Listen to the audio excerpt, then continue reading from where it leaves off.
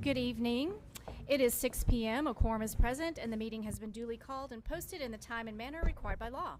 I would like to invite Deacon Severo Alvarado from St. John the Baptist Catholic Church to open the meeting with a prayer and lead the audience in the pledges to the American and Texas flags. Thank you, and good evening. Let us place ourselves in the hands of our Creator, and in gratitude and reflection, let us pray. Lord of wisdom and unity, as the planning for the year ahead continues, we gather today with hopeful and eager hearts. Guide our thoughts with clarity, our words with kindness, and our decisions with integrity. Help us to keep the needs of students, staff, and community at the center of our discussions. Help us to keep our focus on what is just, truthful, and for the good of all. May our collaboration be marked by respect, insight, and shared commitment to positive growth. Grant us the vision to see what is possible, the courage to pursue what is right, and the patience to listen deeply to one another. In this work of shaping the future, may we always remember the great responsibility and the greater hope entrusted to us. Amen. Amen. Let us now pledge to our flags. I pledge allegiance to the flag of the United States of America and to the republic for which it stands, one nation, under God, indivisible, with liberty and justice for all. Honor the Texas flag. I pledge allegiance to thee, Texas, one state, under God, one and indivisible. That says Deacon. Thank you. Right, we're going to move into the recognition portion of our meeting. So we are going to ask Dr. Rollo to introduce this first group. We're going to. Yes, so I know we see a sea of green out there. In preparation for the 2025 bond election, a group of extremely dedicated community volunteers came together to form the Moving Ahead Political Action Committee with the goal of advocating for the successful passage of the Lubbock ISD bond package.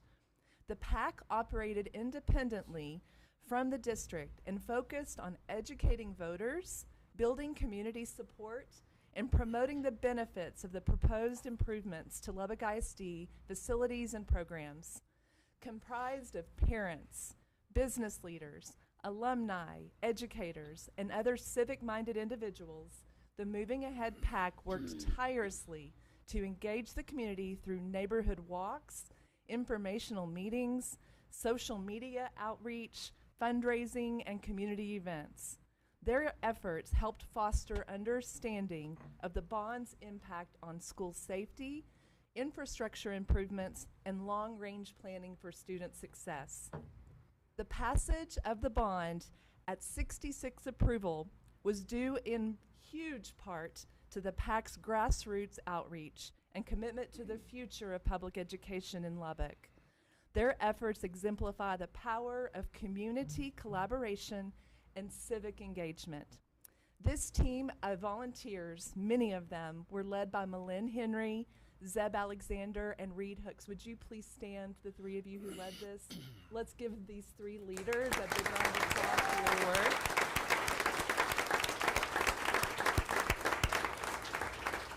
And if you will remain standing, and anyone who served on the Moving Ahead PAC, if you would please stand, we want to thank you from the bottom of our hearts for your engagement and success in this work. Thank you.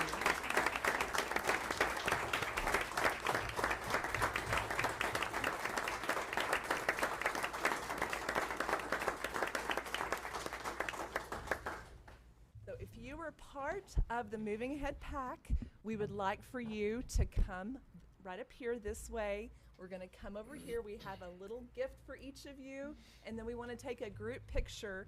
And I've been asked to take the group picture with the caps on that we give you. So please put the cap on, and then we'll take a group picture. Yes.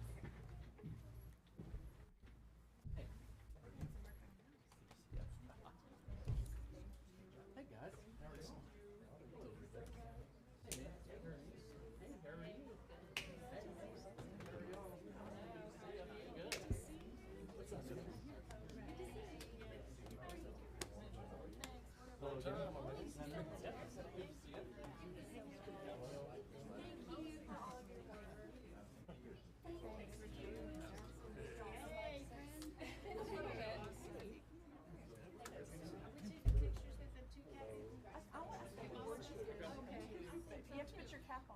We can take one without the caps, and then we'll take one with the caps. How does that sound? You guys didn't get your caps? We're all taking pictures, she said, with them. Yeah, let's get a group picture with them. I don't know where I on the height. Nancy, Ariana, y'all get in with them. We're gonna take a big group.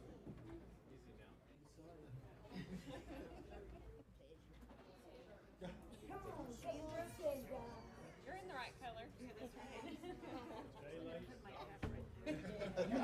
know. Always. Yep.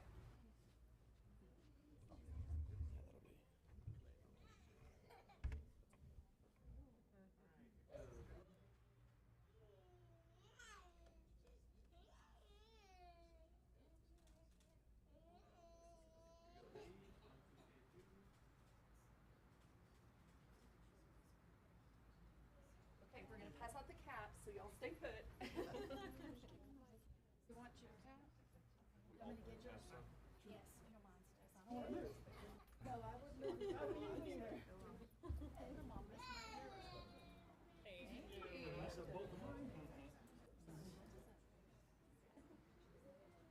I have my brush. I love the little food thing on the side. Did you get that? Oh, me too. Yeah. What are we being drafted for now? Oh, the other orders didn't? That's a good idea. Hey, Jessica. What if I do it side? Oh, I like that, Vera. Hey, Sandra. The bat doesn't get off. Hurry before I get that.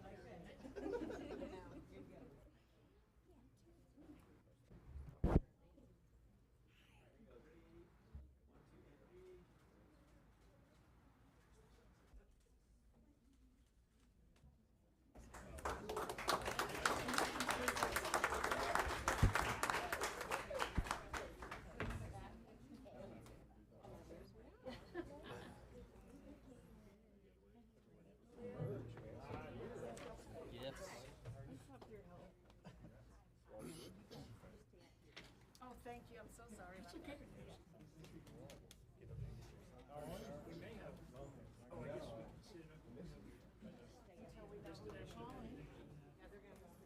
Oh, okay.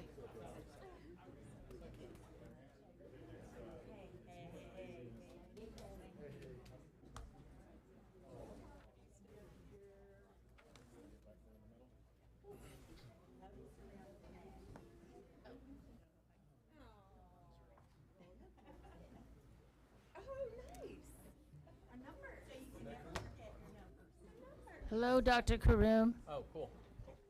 Hadn't seen that before. Good to see you. Oh, Nice go. yeah. Just scoot in just a little bit this way, right there. Good. Goes. Ready? 1, 2, and 3. Yeah. I didn't get to sign it. I forgot. I didn't know it was out there. Did And you one more. I signed one of them. But I know all of them. I'm going to have to go sign them. Zeb, I'm going to have to go sign it someday.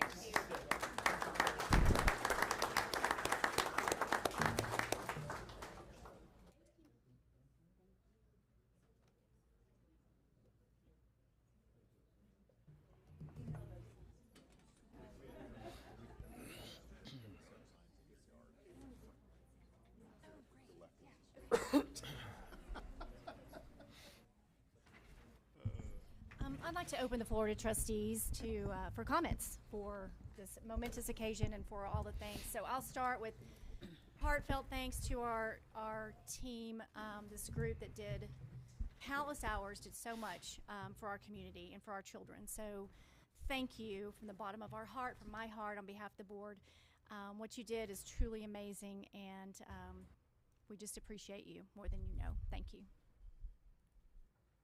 I think this is about maybe 20% of the team, maybe less than that. I know because you're parents who are involved in so many things, how many text messages we've gotten of people who are coaching teams tonight or with their kids at other events. So I know for each of you, there's about 10 people behind you and spouses.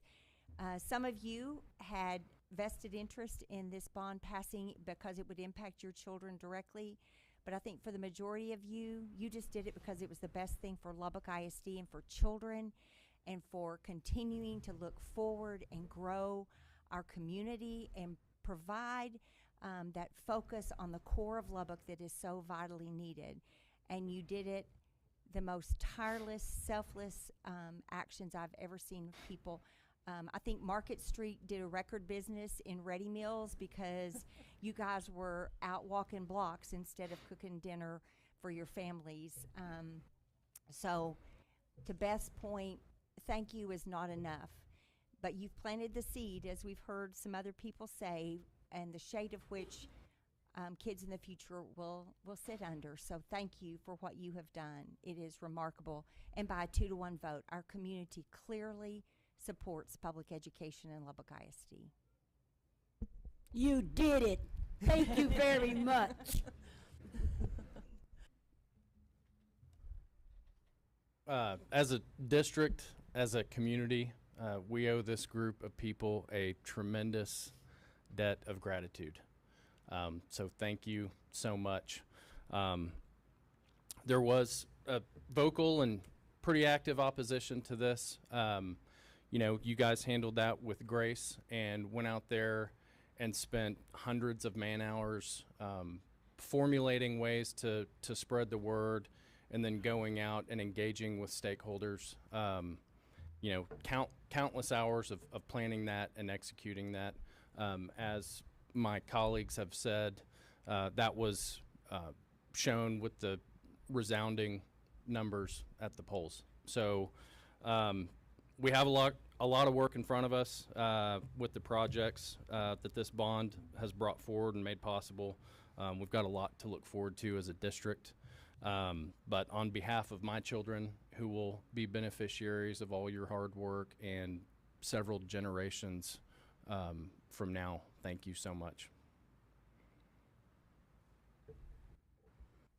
So they say it takes a village. Lubbock ISD is truly grateful that you are our village.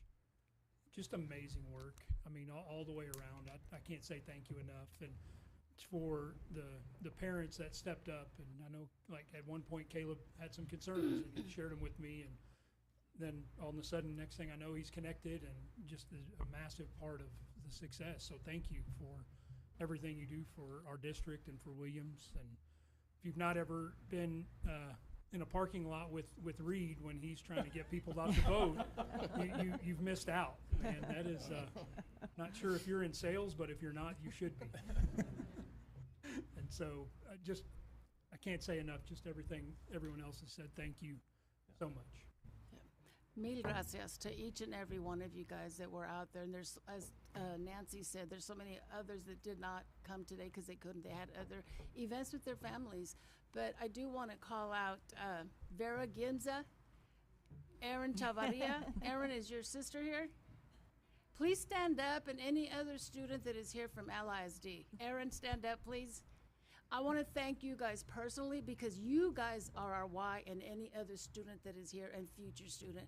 This is our why. This is why your parents, grandparents, family, and friends do what we do every day. Thank you, and God be with you. Carlos, to your family, and Jennifer, thank you for the endless hours walking. Thank you guys, and each and every. Milan, I couldn't thank you enough. I've met so many people along this path, new people. Zeb, Milan, I've gotten to know you better. Gotten to know you a lot better, so I'm excited to continue this friendship along the path. Who knows when our next bond might be, but to you kids, we owe you a hand of applause, so please, thank you. Yeah, lots of great things have already been said, so I won't reiterate them. To Malin, to Reed, to Zeb, truly thank you for your leadership, but to echo Nancy's point, man, the swath of folks that participated in this is outstanding. This is the fourth time that I've had the privilege to be involved in a bond, and I don't know that there's ever been this many people as far-reaching as it was from all walks of life in every area of Lubbock. And so your leadership helped in that, and thank you guys. As they've said, you know, we've all been a benefit of somebody else's hard work, and now you guys have done that for thousands of kids to come, and it's really cool, and can't wait to see dirt being turned and projects going up. So thank you guys. In District 2 and 1. Nope, it's District 1, that's right. Lucky me. Final words? Just thank you. We are forever grateful, and the future of Lubbock is better because of the work that you did. So thank you. All right, we will move on to recognition of our state qualifying destination imagination, or DI teams. I would like to invite Chad Haskins, our advanced academics coordinator, to come give us the good news. Keep in mind, we might need to do a parent switch. Okay, do we need to do this? So, okay, if we need to switch and let other parents Thank come y'all. in, Thank y'all for great. coming. Thank you. Thank you. Enjoy your ice cream. Give us 1 minute. Were we gonna give them the little plaques, or we weren't? Who? The other folks that have, no? I guess, okay, that's what I thought we were doing. Okay, I'll ask later.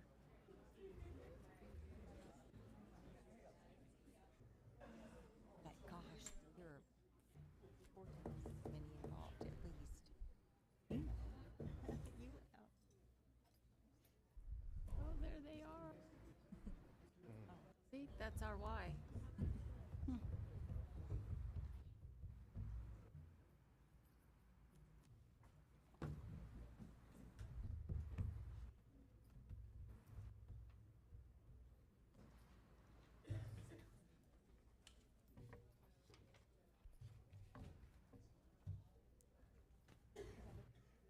Is that most of our parents? Trivia, is that everybody from the hall? Okay. All right, Mr. Haskins, please. Well, good morning, President Bridges, Dr. Rollo, Ms. Reber. wait, 1 second. Sorry.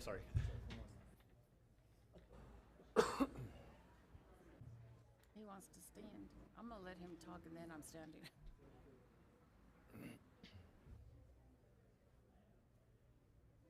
Oh, no, here.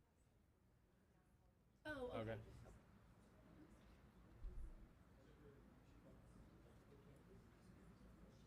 Thank you for asking. That didn't look like enough. I guess we can. He's gonna talk first.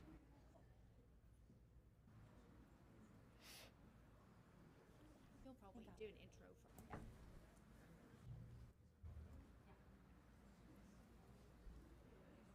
Oh, okay, okay. Thank you.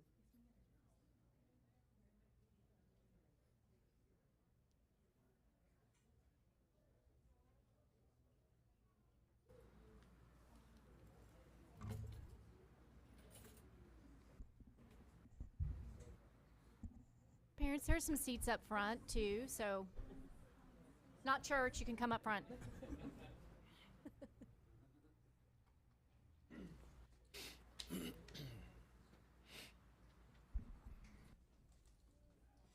like the end of the lines. Okay.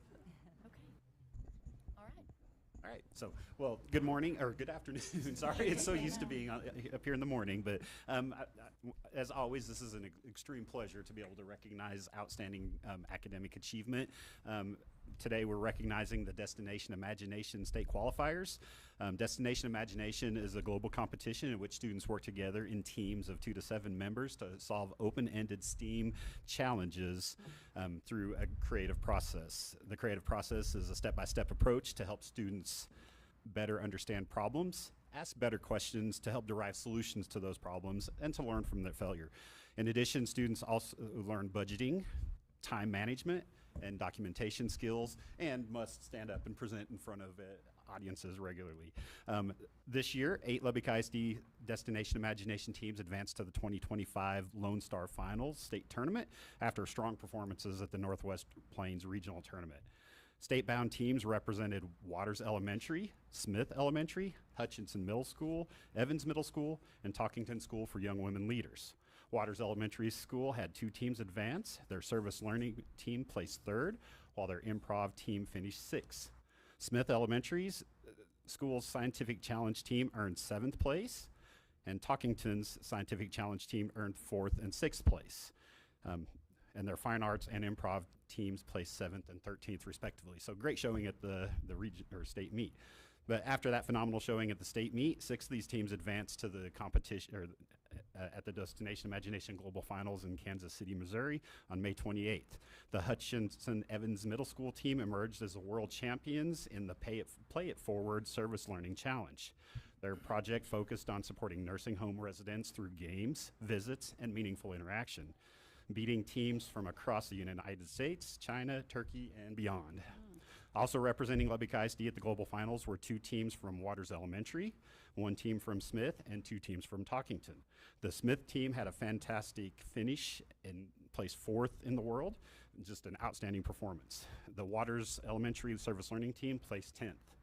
Before we recognize these students, I'd also like to offer a huge thank you to Dr. Rollo, Ms. Reber, and this board for your continued support for this program. It is really beneficial for our students, and we recognize its impact on the students.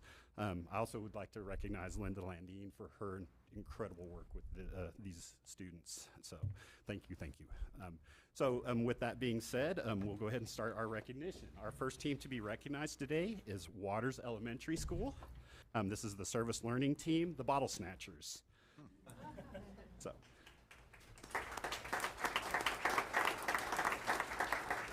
All right, our first student is Brittany Bradley. And I don't believe Brittany's here today. Okay, next is Kinsley Castaneda.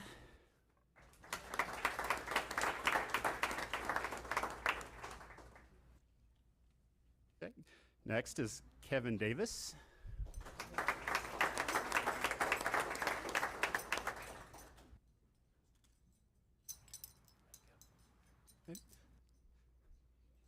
Next is Aubrey Hart, and I do not believe Aubrey was able to make it today. Okay. Next is Grayson Lee, and I don't believe Grayson was able to make it either. Okay. Annabelle Martinez, and I don't believe she was here either. And then finally, Lyndon Stroman.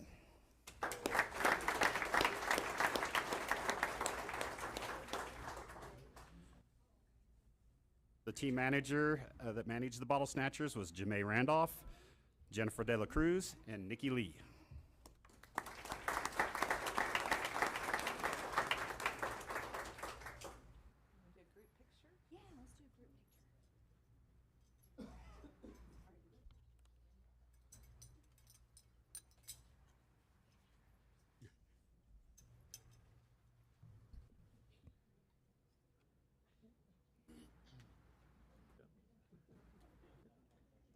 And here goes. Ready? 1, 2, and 3.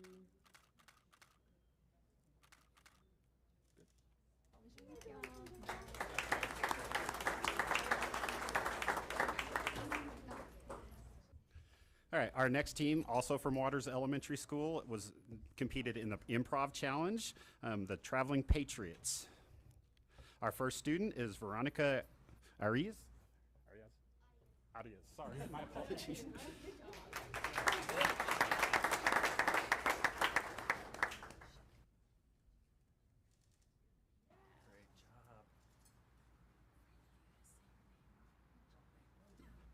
Okay, next is Avery Criado. Oh, Criado again. I'm so sorry, guys.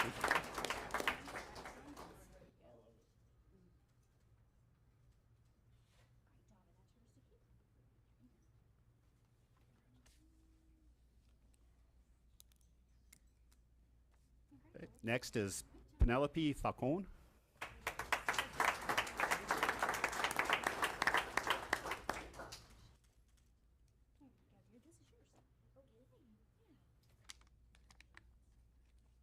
Okay, next is Emery Garcia.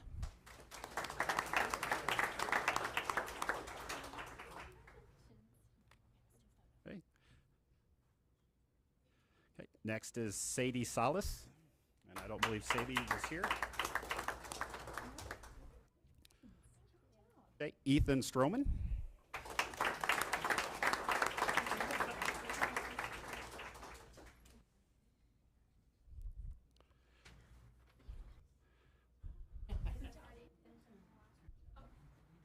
And finally, Abriella Trailer.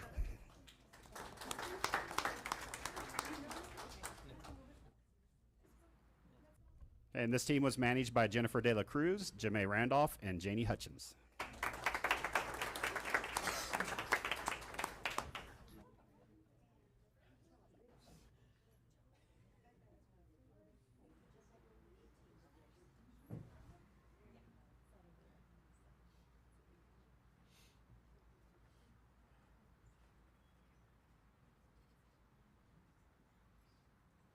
Your certificates around. There you go. There you go.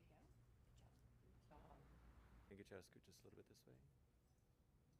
Good. All right, here goes. Ready? 1, 2, and 3.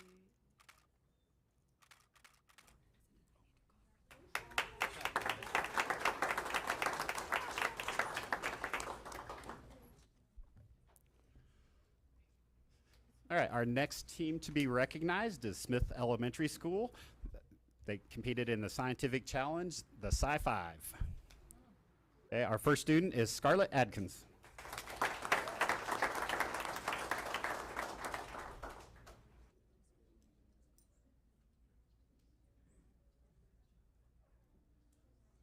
Okay, Jameson Epler.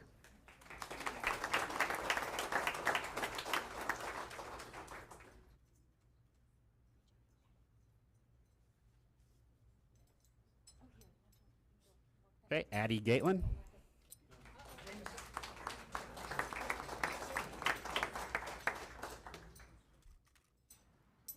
Okay. Our next student is Hadley Hogan.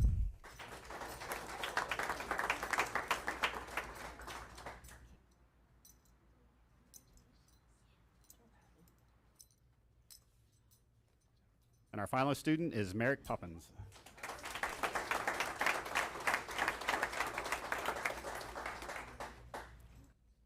Okay, the Sci-5 was managed by Heather Gatelin, Luann Gatelin, and Deborah Pompins.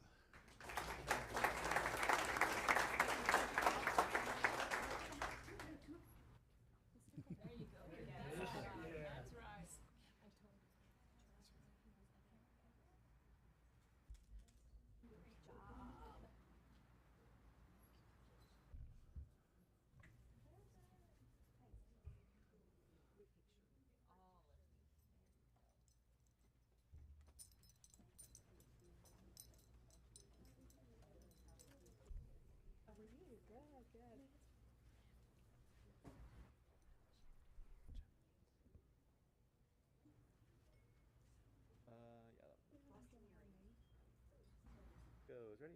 1, 2, and 3. Looks good.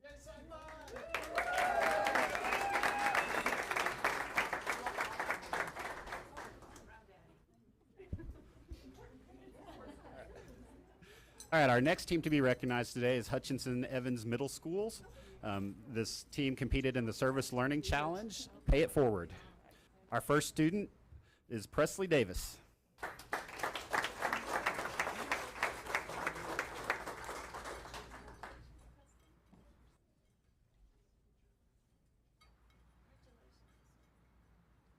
Our next student is Kylie Funk.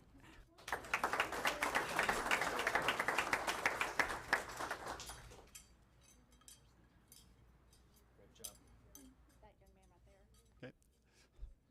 And it looks like that's all that we're able to make it today, but we also want to recognize Marley Guerrero, Elena Tinajera, sorry, I'm terrible with his last names, I'm so sorry, Landon, and then Jasmine Tinajera Landon. And their team manager was Melissa Funk.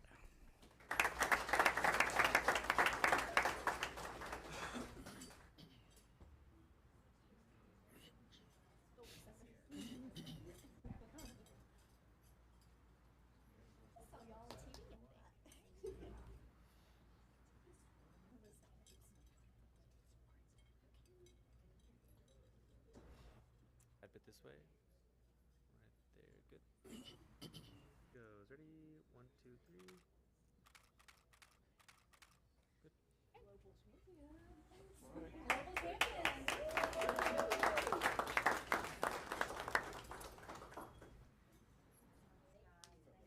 Our next group to be recognized is the Talkington School for Young Women Leaders Scientific Challenge Team to Galicia and beyond.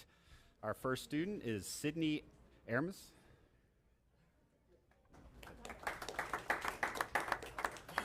Okay, next is Marlo Barnes.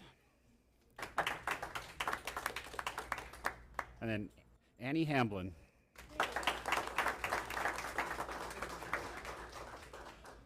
And Talkington was managed by Lindsay Fitzhughes and Kim Foster.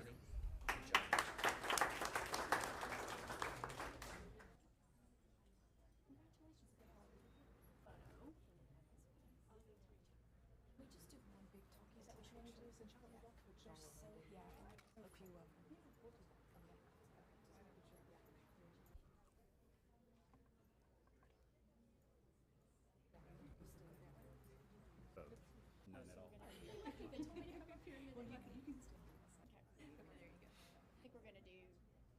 Okay. Okay. Our next group is Talkington School for Young Women's Leaders Scientific Challenge, the Crash Outs. And if I understand correctly, none of them were able to show up today, so I'll just read their names if we could hold applause till the end.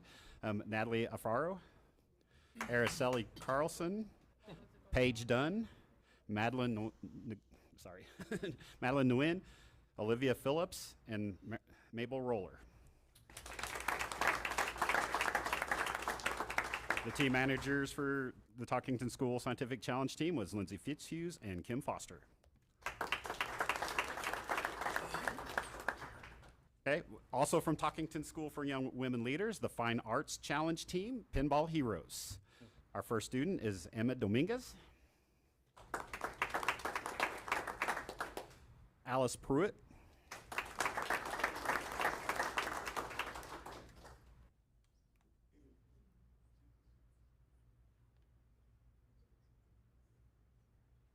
Zoe Pomeroy.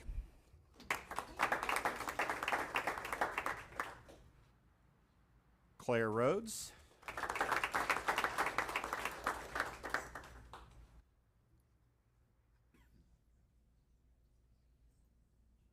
And our final student is Marshall Taylor. Again, Pinball Heroes was managed by Lindsay Fitzhughes and Kim Foster.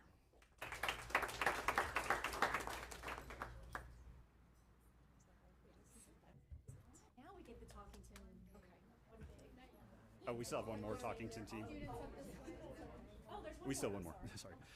And our final, no, you're fine. Final team to be recognized is the Talkington School from Young Women Leaders Improv Challenge, the Giggle Gals. It's a tongue twister. Faith Barbie. And Eve Kreider. Lila Fowler. And Alicia Travar. And again, team manager was Lindsay Fitzhughes and Kim Foster. So now I can just say okay. It's hard in the summer.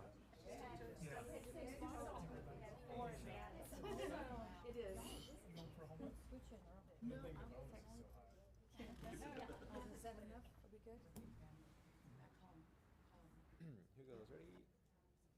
1, 2, and 3.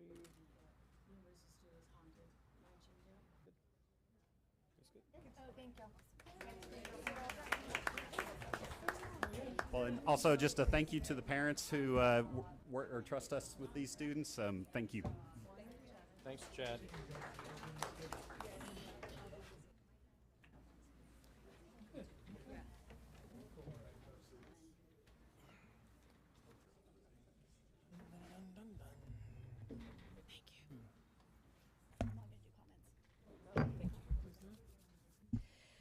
All right, congratulations to all of our students and parents and teachers who helped make those DI teams so successful. We appreciate all you do. All right, we're moving on to item 3, which is an executive closed session. An executive closed session will be held under the provisions of Texas Government Code, Chapter 551.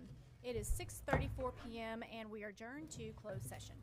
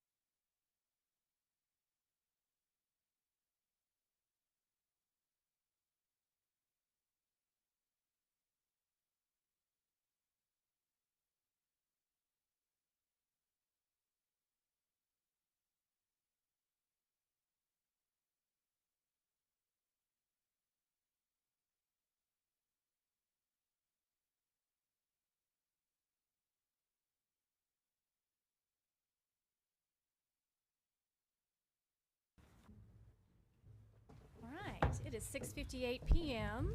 and we are reconvened from executive closed session. Do we have any actions following closed session? We do. Trustee Ratliff?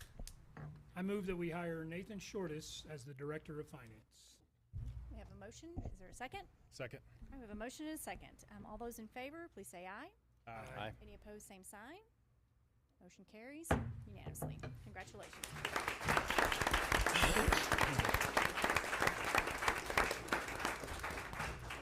President Bridges, members of the board, Dr. Rollo, thank you so much for this opportunity. It's truly an honor. I'm excited about the direction that Dr. Wilkins has taken the finance department, and I look forward to contributing to the continued success of Lubbock ISD and the finance department. I'd like to take a minute to introduce my wife Lexi and my son Drew, and thank them for their support over the past 6 years that I've worked here, and much more support for the next journey. Thank you so much. I look forward to getting to work even closer with all of you. Thank you so much. Thank you. Thanks.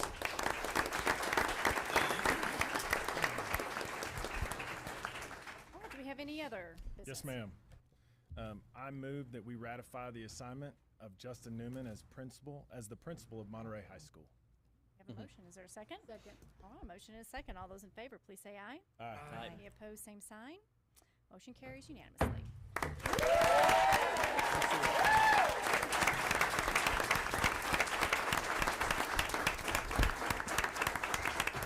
Thank you. Thank you, President Bridges, members of the board, Dr. Rollo, and district leadership. I appreciate so much that you have faith in me and that you've given me this opportunity to lead Monterey High School. Very excited about that. I've been very blessed to be the principal at Evans for the last 6 years, and although it's bittersweet to turn the page on that chapter, it's very exciting to get to go back home. Monterey is where I student taught. Monterey is where I taught. Monterey is where I was the associate principal. Monterey is where my kids went to school and go to school. It's where my wife works, and so it's truly a homecoming for me. With me today, my brother has joined me. My mom and dad, Max and Karen. My now senior Braden has joined me today. And I did ask him, we've been through this before in middle school, and he didn't say no. So we're good.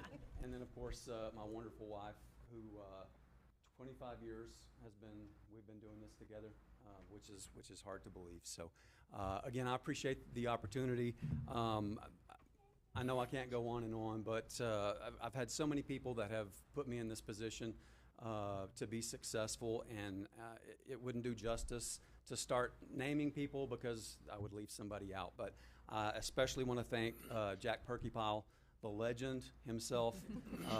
Those are some big footsteps, some big shoes that I'm going to have to fill, and I appreciate so much his leadership at Monterey over the last dozen plus years of making that really truly be the place to be in Lubbock, Texas, and I'm so proud of what he's done. He and I have the same vision. He and I have the same mission when it comes to making sure that our kids are successful. And so I just want to assure you guys that I'm going to continue to make sure that Monterey is a real school with real kids and real successes. Thank you.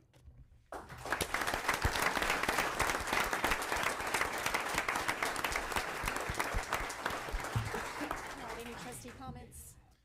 Yeah, Beth told me I couldn't speak, but I'd be remiss, Justin. You know, I took great joy in making the motion for Jack last week, and I can't think of another person that I hold in as high of esteem as you do. You've meant a lot to our family. We've had a blast at Evans, and I can't think of anybody better to come in and fill the void that Jack has left. Let's stop calling him a legend though, because the head's already a little big back there, but super pumped for you and your family, man, and looking for great things. Congratulations. I'm excited to see you on board at Monterey. I know there's going to be great things happening as you did in your prior schools that you have. So God bless you and your family. Thanks, you guys, for joining him. Thanks. If there's anything we can do to help, we're here to help you and serve.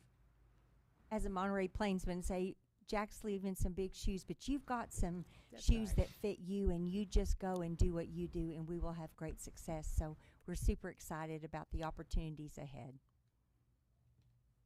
Don't know what, sorry, go ahead. Real quickly, don't know you well, look forward to getting to know you better. From everything that I've heard, this is a very natural choice, so congratulations. I'd just say congratulations to both of you.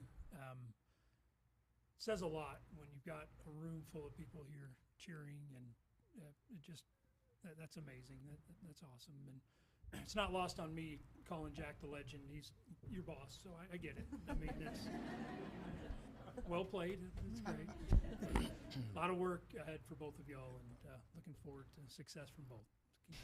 I want to say welcome in your position, and I'm looking forward to getting to know you. And thank you, family. Congratulations to you both. So it's an exciting time to be part of and moving up in Lubbock ISD, and so we have high hopes for both of you. So thank you very much for stepping in. Dr. Rollo, anything else? Yes, just to both of you, congratulations. We have great hope and great expectations for both of you, and look forward to seeing you both succeed in your new roles. Congratulations. We'll take a short break, probably about 5 minutes, so photos can be taken and people hugging and kissing and all that fun stuff. So I don't know about all that.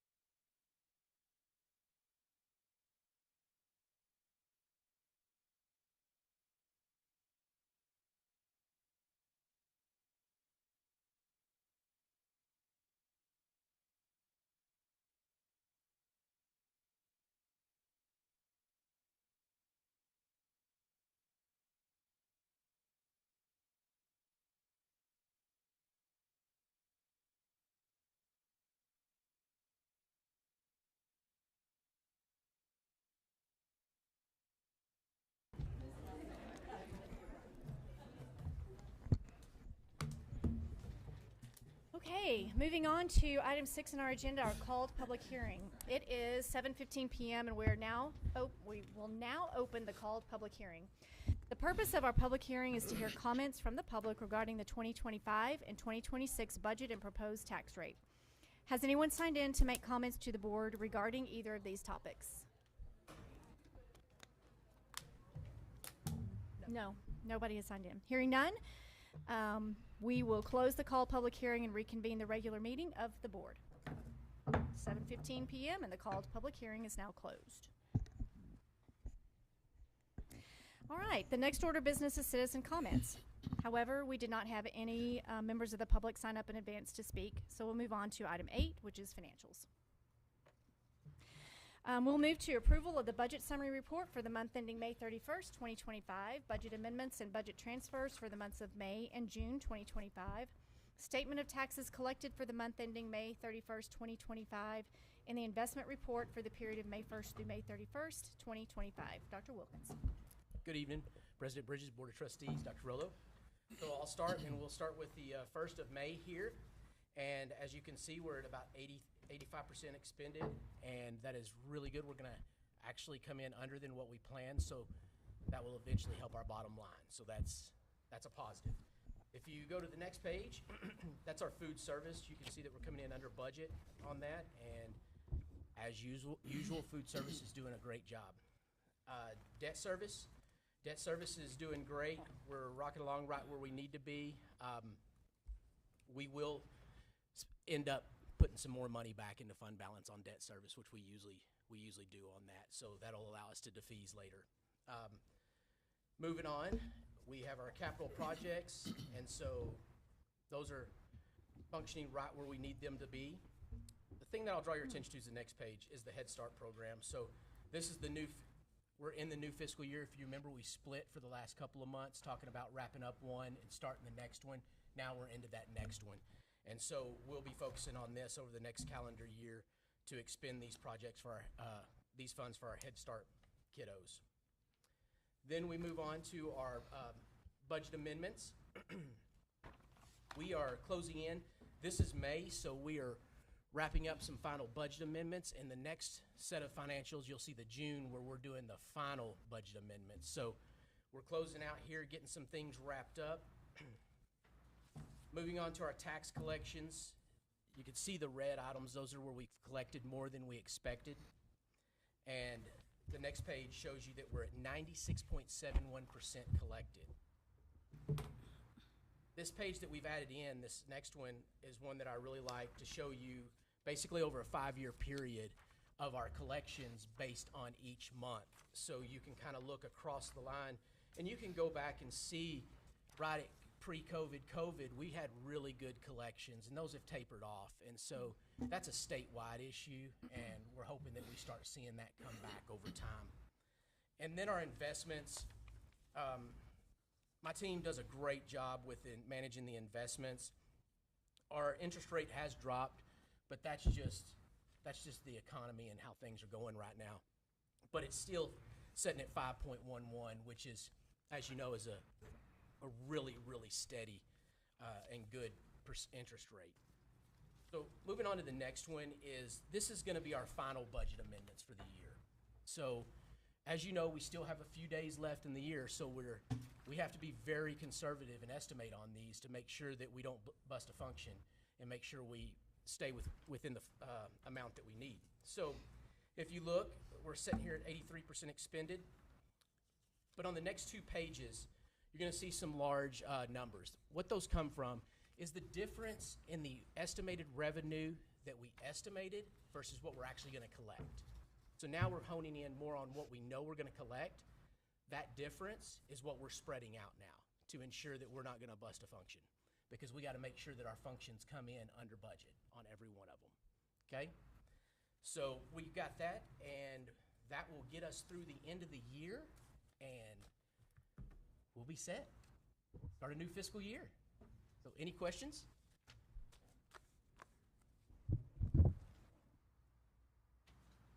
Any questions, trustees? Okay. Do I have a motion to approve the May and June 2025 financial reports as presented? So moved. Second. Motion and a second. All those in favor, please indicate by saying aye. Aye. Any opposed, same sign. Motion carries 7-0. Okay, consent agenda. Consider board approval of minutes for the workshop meeting held May 8th, 2025, the special call meeting held May 12th, 2025, the regular meeting held May 22nd, 2025, and the special call meeting held May 28th, 2025. Do we have any corrections to the minutes from the May meetings of the board as printed and distributed? Hearing none, the minutes are approved as printed. Before we continue, do we have any members of the public who have signed in to address the board regarding a posted board agenda item? Okay. Hearing none, we will continue to item 10, academic action items. Approval of the addendum to the articulation agreement with Texas Tech University for the early college high school program at Estacado High School. Yes, so this is an addendum to move us into the next school year. We are very, very proud of this partnership that we have at Estacado High School with Texas Tech University. It is the only one of its kind in the state of Texas, a Tier 1 university partnering with a school district to provide an early college high school. This is an addendum that has some updates and revisions needed to move into this next school year. So this is just to help us continue this phenomenal program that allows the students to take up to 60 college hours from Texas Tech while getting their high school diploma at zero cost to the student. Questions, comments? Do I have a motion? Linda? Oh, go ahead. I No. was just saying, and we continue to see growth in enrollment, have we not? Which is a huge plus to lots of Yes. kiddos. The number of students who participate, they come from all over Lubbock ISD and even some from outside of Lubbock Out of ISD who district. transfer in. And we have seen that program increase in Nice. numbers as well as the number of hours students are receiving from Tech. Well, kudos, that's such a fabulous opportunity. Yeah. Misty, how many students get the 60 hours do we have there at Estacado that actually get the 60? I would have to look up Yeah. over the total of all the years how many we have had. The majority don't receive the full 60 hours. Most of them receive some variation because it depends on what they want to do when they go to college. And So that they pick depends up on a half of test it. that they take? Yes, And if they don't pass the test, what happens? then we put them into a support plan. We actually have a full-blown summer remediation going on this summer to make sure that kids are ready. And we have parent meetings that we ran all spring to make sure that parents understand what they need in order to pass the TSI and be ready to take tests. And the cost is on us, right? Yes, The ma'am. test. Yes, ma'am. How much does that cost? $5 per test. See, that's not bad. Thank you. We spoke the other day, Dr. Rolo, about the cost of this program. And in a situation where we're looking, turning over every rock, I think it's important that we continue to invest in our students. And I fully believe in this program, and I think we're doing the right thing. We have definitely made this program a priority as we've looked at the programs that we offer our students. It is expensive. It's a big part of our title District budget, and but we know it's beneficial for our students and something that is unique in our community. And again, the only Tier 1 university partnered with the school district in the state of Texas. And for those reasons, I believe it's important how many kids take advantage of it, they go through it, how many pass it, go through it, and how many fail it. So can if we can provide get you with those that numbers, that would be numbers. great. Absolutely. Because you're right, it's expensive, so it's important that we make sure we're staying on it. Great. Do I have a motion to approve the addendum to the articulation agreement with Texas Tech University for the early college high school program at Estacado High School? So moved. A motion and a second. All those in favor, please indicate by saying aye. Aye. Any opposed, same sign. Motion carries 7-0. Thank you. Approval of the dual credit partnership agreement with South Plains College. Yes, so we just talked about Estacado Early College High School Partnership. That's one way for students to earn college credit in Lubbock ISD, but we also offer opportunities at our other high schools as well. They're just not an early college high school program, but this is a partnership agreement with South Plains College. They provide dual credit opportunities for students at Lubbock High and Coronado, as well as for our CTE courses. So this is asking for your approval for this next school year for our partnership with South Plains College. Did we just do dual credit with Angelo State also. Angelo so State serves Talkington and Monterey. Okay. And those credits transfer over there where once upon they didn't, right? And Tech gets them now, but there are other universities that do not take them. Is that correct? The college, The dual one. the dual credit, to receive it, it is up to the university if they Right. accept it. So Yeah. the majority of public universities accept credits from either South Plains or from Angelo. There are some private universities, Mm-hmm. Right. Particularly Ivy League universities, that don't tend to accept dual credit And some of hours. that is new. Do you remember my kids were in school, it wasn't accepted. I remember that because they had it, but thanks to God they went to Tech. So, but I think people need to know that when they're taking these dual credits, that they don't all go with them. That's important. Okay. Do I have a motion to approve the dual credit partnership agreement with South Plains College? So moved. We have a motion and a second. All those in favor, please indicate by saying aye. Aye. Any opposed, same sign. Motion carries 7-0. Thank you. Approval of Open Education Resources Transition Plan. Misty, we're going to hand it Ma'am, over to you. Thank you. So this is what we discussed in our Student Achievement Committee meeting earlier this week. But you adopted earlier this year the Bluebonnet curriculum, and as part of that adoption, it is required by the Texas agency that we write an Open Education Resource Transition Plan. This is a over 60-page plan explaining what we will do for implementation, training, how we will receive the materials, how they'll be distributed, who will oversee it, every part and piece. It's a plan that y'all have access to. It will also be a public plan that after your approval will live on our website so that others can see what that looks like and sounds like. I'm happy to answer any questions. Yeah. In our committee, we talked about letting folks know that they can still opt to get out of it, and we have materials in plan. Will you talk a little bit about that, please? Yes, ma'am. So what y'all adopted specifically in our Bluebonnet reading curriculum was a modified version of the curriculum based upon the committee that the board helped appoint to determine what segments of the curriculum we would adopt, adapt, or abandon. So in that curriculum adoption, that means that there are lessons that we are not using inside of our district. But as always, as part of our policy, a parent has a right. If there is something in a unit or a lesson plan that they choose to opt out of for their child, a parent can request that, and there's a system to do that along with the teacher and the administrator. Thank you. Absolutely. Is this motion to just approve you starting this plan, or do we have the plan, or what's the timeline? The plan already exists. Okay. And that, the plan is already uploaded for y'all to see. Okay. And it is already describing the work that we are doing. What you are approving is that the plan is in good standing and we can publish the plan for the community to see. And then it goes on our website. But The plan is materials, correct? the materials you already Yes. adopted. We are already using the materials. This is about professional development, distribution, and then accountability of using the materials and what we do to train all year. So that's what the plan is about.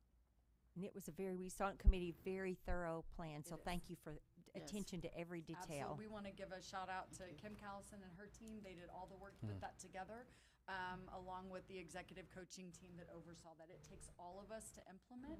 Everyone is named as part of the work. It was a lot of work to put the plan together. They did a great job, but it also holds us all accountable for the work and the steps that we're going to take. So, and it's a requirement of the Texas Education Agency. Only 60 pages, though. Only 60 pages. Yes. That's it? Yes. All right. Do I have a motion to approve the Open Education Resources Transition Plan? So moved. Second. All right, I have a motion and a second. All those in favor, please say aye. Aye. Any opposed, same sign. Motion carries 7-0.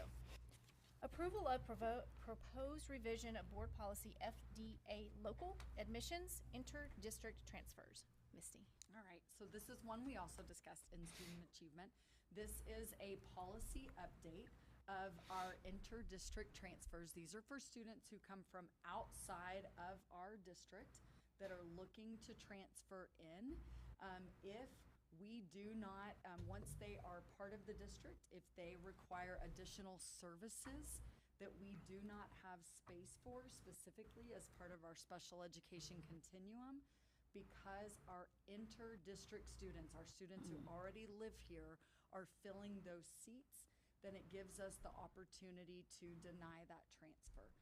It is not because we are looking to do that on a regular and consistent basis, but we know that we have to protect our resources to make sure that our resources, when we serve students on that special education continuum, are for students that live in residence first. Kami and her team have worked through this with both our legal team at TASB and with Walsh. And I know she's sitting behind me. They've done a great job, and she's happy to answer any specific questions that you have.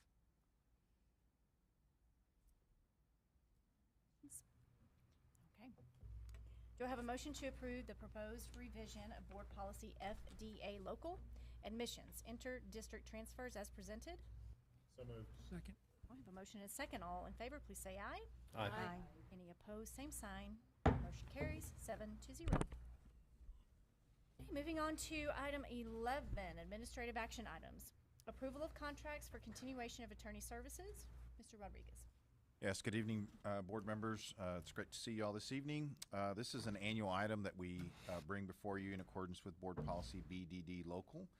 The board retains legal counsel and attorneys that require legal advice. And so we've enjoyed our partnership with the firms that you see listed there, the Underwood Law Firm, Baker, Brown, Thompson, and Stevens, and then Walsh, Gallegos, Kyle, Robinson, Rolson. I probably should have practiced these names. And these are all, each of them have various focuses that they help us with. So some special ed, for example, some that deal with property, some that deal with all the rest of the stuff. So that we have to seek advice on legal counsel. So we've really enjoyed this relationship with these firms, and we are seeking to continue those relationships. Again, be happy to answer any questions. Questions? Do I have a motion to approve the contracts for the continuation of attorney services for the period of July 1st, 2025 through June 30th, 2026? So moved. Second. We have a motion and a second. All those in favor, please indicate by saying aye. Aye. Any opposed, same sign. Motion carries 7-0. Thank you. Approval of management fees under the cooperative purchasing contracts. Mr. Rodriguez. Thank you, Ms. Bridges.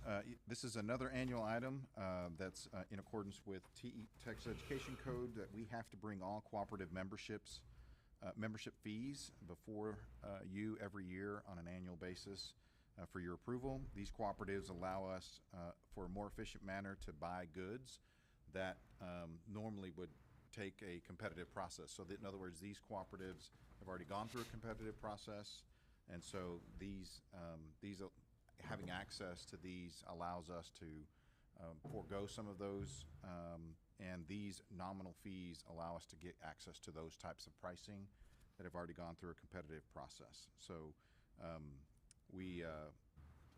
that's how we access them, is via these membership fees. So, and then obviously they're not a lot. Typically you wouldn't see these kinds of figures, but because of Texas Education Code, we're required to bring these before you so that you're aware of the memberships that we have. And these basically allow just kind of volume. So Correct. it's a discount because of the sheer volume that they are dealing Right, so with. they've It allows gone us through to that access competitive discount. process already. And so then they're listed as to, here's what I sell at, and what my bid was. They've been vetted, and therefore we can just tap into that, as opposed for us going through our own vetting process. Now, we don't always, we check these, and if it's a good price, then we go with these, but we're not shy of saying, well, we're not sure that's the best price we can get, so if we need to go through a competitive process, then we absolutely will do that. Any questions? All right, do I have a motion to approve the report of the management fees as presented? So moved. And a second? Okay. All those in favor, please say aye. Aye. Any opposed, same sign. Motion carries 7-0. Okay, approval of the 2025-2026 Title I Supplement, Not Supplant compliance requirement. Dr. Wilkins, that's you. Good evening. This is another annual report that we bring to you for your approval each year.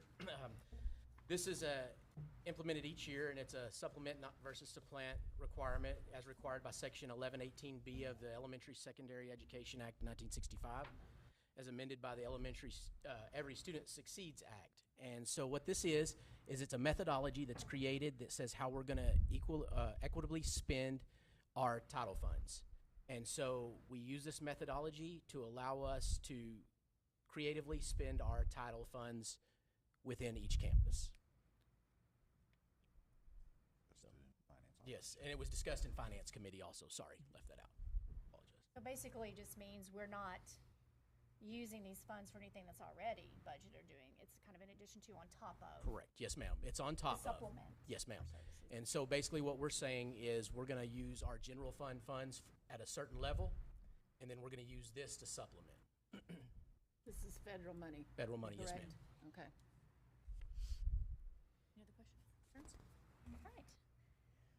Do I have a motion to approve the 2025-2026 Title I Supplement Not Supplant Compliance Requirement? So moved. Second. I have a motion and a second. All those in favor, please say aye. Aye. Any opposed? Same sign. Motion carries 7-0. Okay. Approval of the adoption of the 2025-2026 fiscal year budget. Wilkins.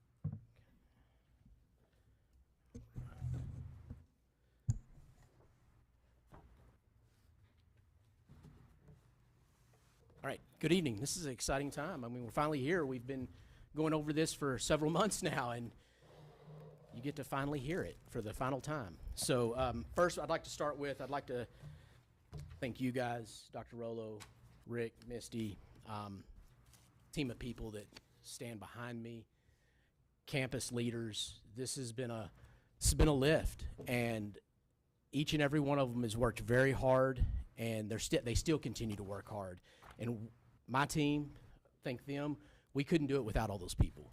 So we're just one cog in the machine, and those people help us get it done, and I'd like to thank them before I start. So, all right, so moving on. I'll start out by saying this is based on old law. We all know that legislation just happened. House Bill 2 was just passed, a landmark school finance bill. Why is this based on old law? We have yet to see the implementation rules of how House Bill 2 is going to be implemented within districts. We have speculation, but we don't know the true how they're going to implement it just yet.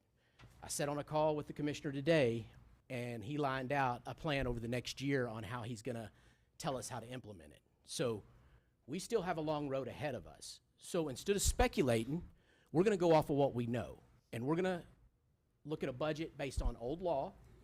When the new implementation gets rolled out, we will then come back and amend the budget to reflect that implementation. So, all right, so here's where we're at. Today, we held a public hearing. We amended the budget. We're going to pass the new budget. And then moving on to July, we will then get our certified tax values from LCAD, because you know we're working on preliminary right now. And then that will allow us to go into August to actually adopt our tax rate. So this slide right here shows us our elements, our development elements, and our assumptions. If you look, we have a 1.8% increase in certified values.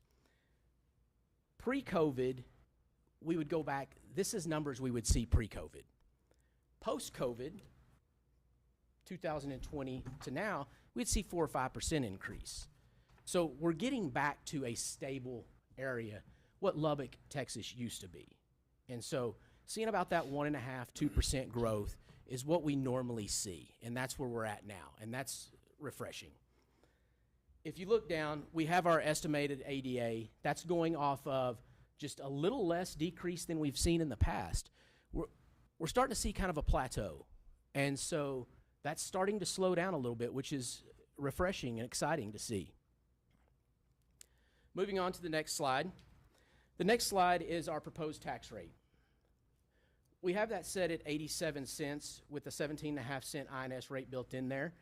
Again, this is assumptions because we're working on preliminary tax values, and We don't know what our certified ones are going to look like, but we know that they're going to be pretty close to that.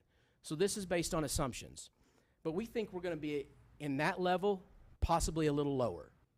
So moving to the next slide is our historical tax rates over a 15-year period. You can see on the far right, we keep having tax compression. It keeps pushing our tax rate down. We still are maintaining that steady INS rate on there across that top. So as we continue, that tax rate will continue to be compressed. This is our general operating revenues. You can see that we have a decrease of around $4 million in our operating revenues, and I have a breakdown on the next slide of why we are projecting that. The very top highlighted area of $99 million, that's tax value, tax collections. That's an estimate. You can see that's representing $2.2 million of the decrease. Not for sure that's where that's going to end up, but we have a pretty good estimation of that's about where we're going to be. You move down to your ASF and your FSF, that's your state money. We get that based off the template. Obviously, there's a new template coming out because House Bill 2 has been released. So we are working on the bugs on that to be worked out. They've already released 2, and they keep releasing more as we speak. The bottom one, we have our general resources. That's your SHARs, that's your indirect cost. Those things are always changing. We just had a deal pass with food service where we had to change how we're doing indirect cost. So those things always play into our budget somehow or another. SHARs plays into our budget somehow or another. And those are those estimations. So those all totaled together with the increases and decreases show a decrease of around $4 million in revenues. If you move on to the next slide, it's our expenditures. We're showing a decrease of a little over $5 million in expenditures this year. As we move forward, I'll walk you through those breakdowns there. You can see payroll. We have a little over $7 million decrease in payroll. We have a slight increase in a couple of areas right there. As much as we dislike it, contracted services increase every year. It's the nature of the beast. We go out for bid. We try to find the most economical way to do things, and contracted services, it never fails. They always seem to increase. So, materials and supplies. That $2.8 million increase there, if you remember, we had the TRE money. We rolled that to ESSER to get some relief. Now we're rolling that back because we don't have ESSER. So that's $3 million that's coming back, but we did have some savings, so it equates to a $2.8 million increase in that area. We did have some savings in Object 64, and so that equates to a little over $5 million reduction. Moving on to the next slide. This breaks it down by function, which is a little more honed in look. You can see that we have a decrease in a lot of areas. The increases that you see are mostly due to personnel, and what I mean by personnel is when you lose a third-year person and you hire a 15-year person, that's an increase. So those little nuances like that cause those slight increases in there. So, and then we also have some contracts in that guidance counseling one that increased it. So moving on to the next one. You can see there's some increases there, and I'll walk you through them. The top one is Durham. Durham has a slight increase in their services. The second one is Arbiter. That's how we pay our refs. That's the one we talked about earlier throughout the year. You go down to the next one. Those are appraisal fees and some other fees in there. The $72,000 one is contracts. And then you get down to data processing. It's some contracts and personnel. Community services is personnel. And then the bottom one's some appraisal fees. So all that added together comes out to a little more than $5 million decrease. Moving on to our next one, the major expenditures. These are a breakdown of a few major expenditures, whether they're an increase or a decrease to the budget. We've talked about these in Finance Committee and want to point those out. The one that I really want to point out is the Durham one. That's an estimate. We trend that, and we usually come in pretty accurate. But like I said, those kids haven't walked to the bus stop yet. So we don't know exactly how many kids we're going to be doing. We have an estimate, and we work on it. So that's how we get that. So when you move on and you look at our revenues over expenditure, under old law, what we've just talked about, it puts us at a deficit of $7.6 million for next year. So, as you know, we will receive some House Bill 2 money. We've had estimates from $12 to $14 million. There's strings attached into that $12 to $14 million. So is it going to provide some relief? Yes. Is it going to relieve it all? No, I don't think so. So we do have some ways that we can do some things, but we're still going to have to wait to see how it fully rolls out and is implemented in the end.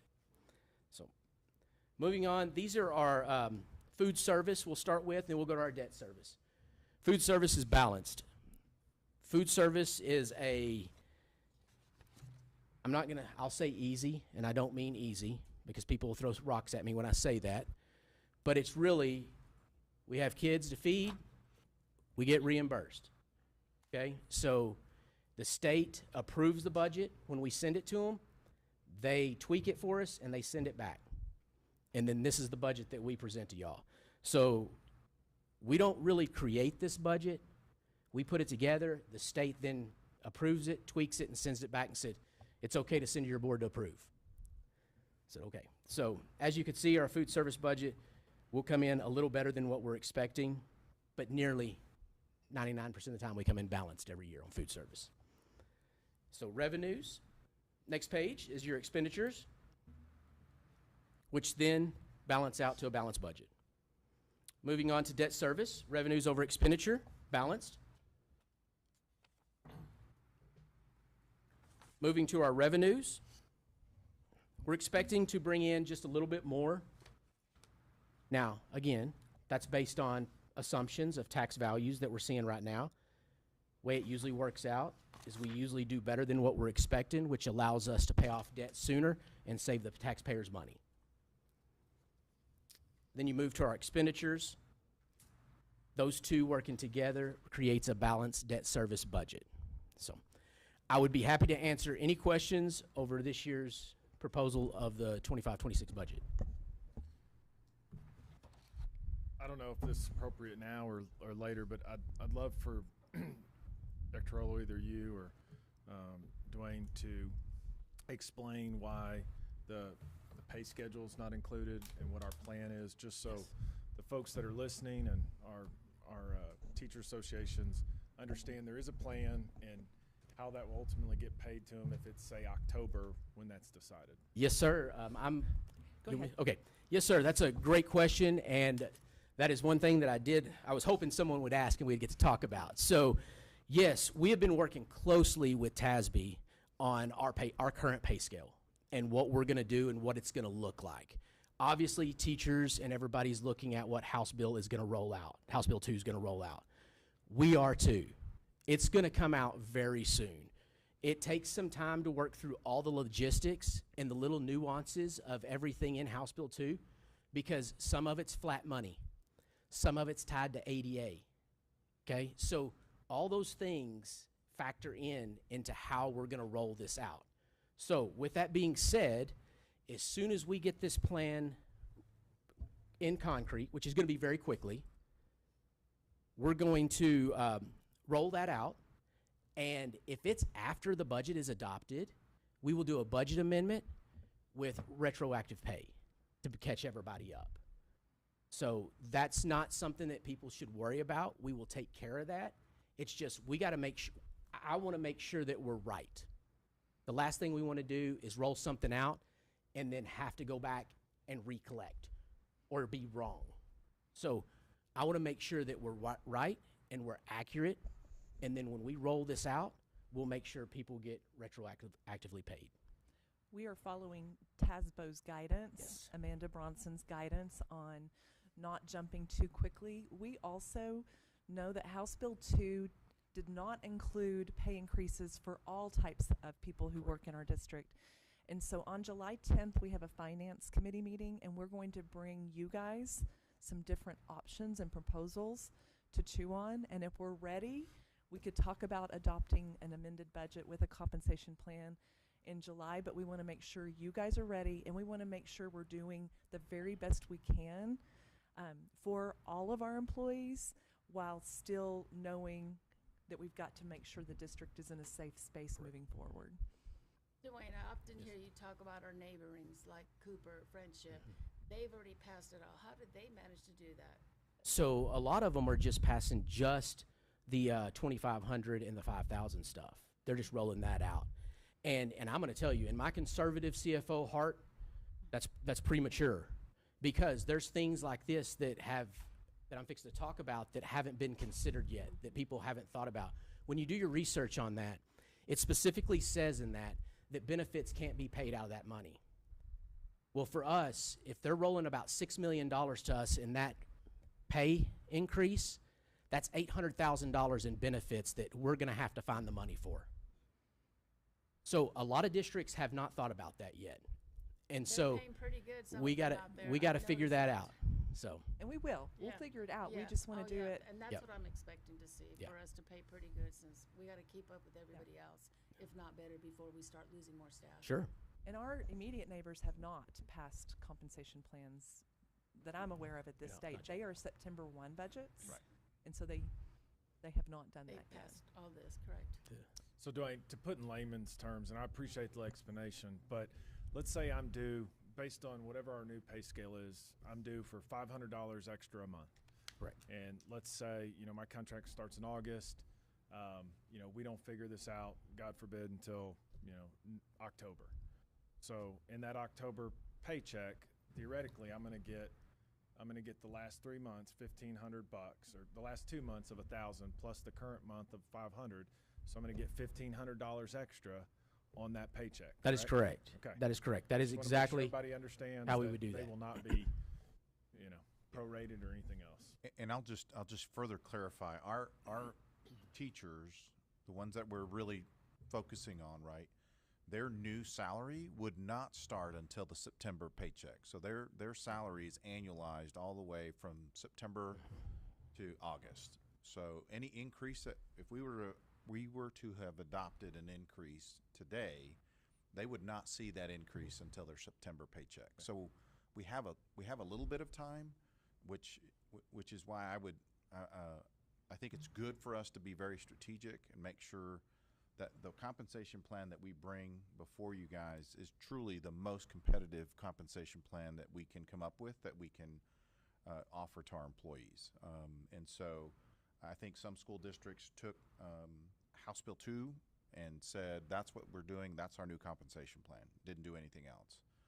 I've challenged Dr. Wilkins to say, is there anything else we can do? And that's the kind of thing that we're working on, is that, then what else? And if there is a way for us to do something to remain competitive with our neighbors, then that's what we're challenging Dr. Wilkins to do. And these questions are intentional, and I say that because staff is asking, teachers are calling, they're wanting to know, and so that was important. They figured it's just a matter of time. Yep. So, but we need to let them know, keep them up to speed with what's happening, so they can get some sort of relief that, hey, we're working on it. Yep. Yeah, And transparency is so important. we're hoping to get this done as soon as possible. Trust me, I want to get it done as soon as possible. Then I can move. Anything else? All right. Thank y'all. Any other questions, trustees? Big one. Yeah. Compensation part. Yeah. I think I like what Rick said, of asking if there's anything else we can do. I think, I'm not going to speak for everyone, but hopefully, let's find additional above and beyond. Oh, it's out there. We're gonna stretch. We have to find it. It's out there. And I do want to take a moment and commend our team. Dwayne, Misty, Rick. He named all the folks. I mean, this was campus principals. It was department leads. This was a team effort, but you guys know we went into this year's budget with a not next year's budget, this year, 14.8.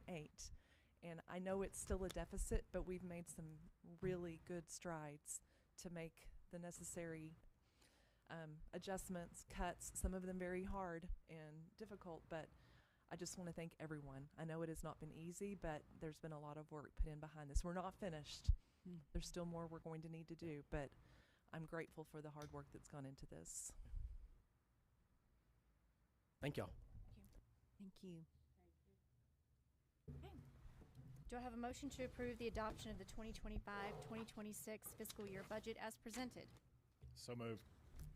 Second. Okay, we have a motion and a second. All those in favor, please indicate by saying aye. Aye. Any opposed, same sign. Motion carries 7-0. Thank you all. I don't know if there's a gnat flying around me or if I've got floaties in my eyes. Sorry. Yes. Probably both. Okay. Item E, approval of an order authorizing the issuance of unlimited tax school building bonds, appointing a pricing officer and delegating to the pricing officer the authority to approve the sale of the bonds, establishing certain parameters for the approval of such matters, levying an annual ad valorem tax for the payment of the bonds, and enacting other provisions relating to the subject. Dr. Wilkins. Yes, ma'am. Thank you. So this is in regards to the passage of the bond on May 3rd. And now we are authorizing the sale of the bond. And so I have our financial advisor from Hilltop here, Jeff Robert, and he is going to do a short presentation over this. Jeff and I have been working closely together ever since the passage of the bond to craft the best way to go about selling this and get the most for the taxpayers' money. So I'll turn it over to Jeff. Thank you, Dr. Wilkins, President Bridges, members of the board, Dr. Rollo, Jeff Robert with Hilltop Securities. I'm going to go through a presentation very quickly. First, I'll say that your bond attorney is not paid by the number of words in the agenda item, so you don't have to worry about that. That may have set a record. Man, you'd be rich. Yeah, no, well, I'm not the bond attorney. I'm not the bond attorney, yes. I promise the bond attorney doesn't charge you for that. But let me start on slide, what, do I not have numbers on here? I thought I did. It should be slide 2 there. Senate Bill 4, we've been talking about legislation. I've heard you talking about legislation. Senate Bill 4 is going to increase the homestead exemption, the mandatory state homestead exemption, from $100,000 to $140,000. I don't typically make guarantees, but I can say with a very high level of certainty that in November that election will pass. People don't usually vote against a tax cut for themselves, so that will likely pass, so we're operating under that assumption. For Lubbock ISD, that means that about $750 to $800 million will be, for lack of a better term, wiped away from the tax roll. So the tax roll will go down about $750 to $800 million. However, within Senate Bill 4, there is a provision that states that bond issues that sell and close prior to September 1st will receive hold harmless funding to account for that loss in value. So those will be only for the bond issues that are sold prior to, or closed prior to 9/1 of 25. If you break that down to kind of a subsidy percentage, it's about 5.5%. So that hold harmless will cover about 5.5% of the annual payments for the life of whatever you sell prior to 9/1 of 25. So for this scenario, I've assumed a $225 million. Initially, we were talking about 200, but we believe it's important to try and get as much covered by this hold harmless as possible. The reason for that is that 5.5% on a $225 million bond issuance is about $26 million. So if we issued it after September 1, that $26 million would have to be made up by Lubbock ISD taxpayers. So there's very much an incentive to try and issue as much as possible to get the hold harmless. And then at the bottom, you can see anything that's issued after September 1st will not receive the hold harmless funding. And I really should have added Senate Bill 23 to that, which is also going to increase the exemption for disabled and over 65 from $10,000 to $60,000. And I know that's going to have an impact as well. So that is held harmless for those issues that close prior to September 1 as well. So big impact from that legislation. In 23, they held harmless authorizations, which we had hoped that they would do this go around, but unfortunately they just said it's what you issue.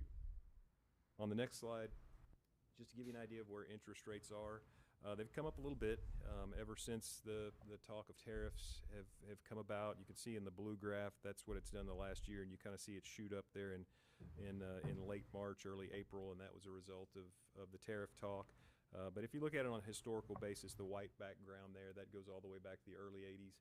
From a historical perspective, we're pretty close to being in line over where rates have been over the last roughly 15, 20 years. So I priced a few deals this past week that were 30-year issuances that ranged anywhere from 475 to 495. So that's kind of the rate that we've been seeing here recently. In terms of what I'm included in this scenario is the $225 million bond issuance, 30-year term, 4.9% rate. Again, we'll be able to hold the line at the 17.5 cents. We are using assumptions related to what we think your tax base is going to be based upon the certified estimate, and I feel like we're going to get another update from LCAD before we price next month, so that we'll feel comfortable with that. And also in the past, some of you have been on the board for a while, we've always assumed we would we would utilize some INS fund balance, but your growth has kind of outpaced what we projected every time. So ultimately, we end up putting money into INS fund balance. There's a pretty good chance this go around we will supplement the INS budget with some INS fund balance, since we're going to try and push it in terms of getting as much under this hold harmless as possible. So, but do feel very comfortable that we will maintain that 17.5 cent INS tax rate. Next slide, the assumptions we're using on the tax base. 4.76% was about the number from the estimate. I went down to 1% for next year because there was also a bill that was passed that increased the business personal property exemption from $2,500 to $125,000. So a big jump. But that doesn't go into effect until next year. So it's not going to hit us this first year. For whatever reason, it's going to happen the next year. So I went down to 1% for that year and then back up to 1.5. I feel like based upon historical growth percentages that these are still very conservative. So tonight, what we're asking you to consider is what's called a parameter bond order. It's allowed under Section 1371 for new money issuances, which is what we're doing here, 1207 for refundings. Within the order itself, the board delegates final pricing authority to district officials, in this case, Dr. Rollo or Dr. Wilkins. The different parameters that are included are there at the green bullets, and in order for Dr. Rollo and Dr. Wilkins to be able to approve the issuance, it's got to meet or beat all of the different parameters shown.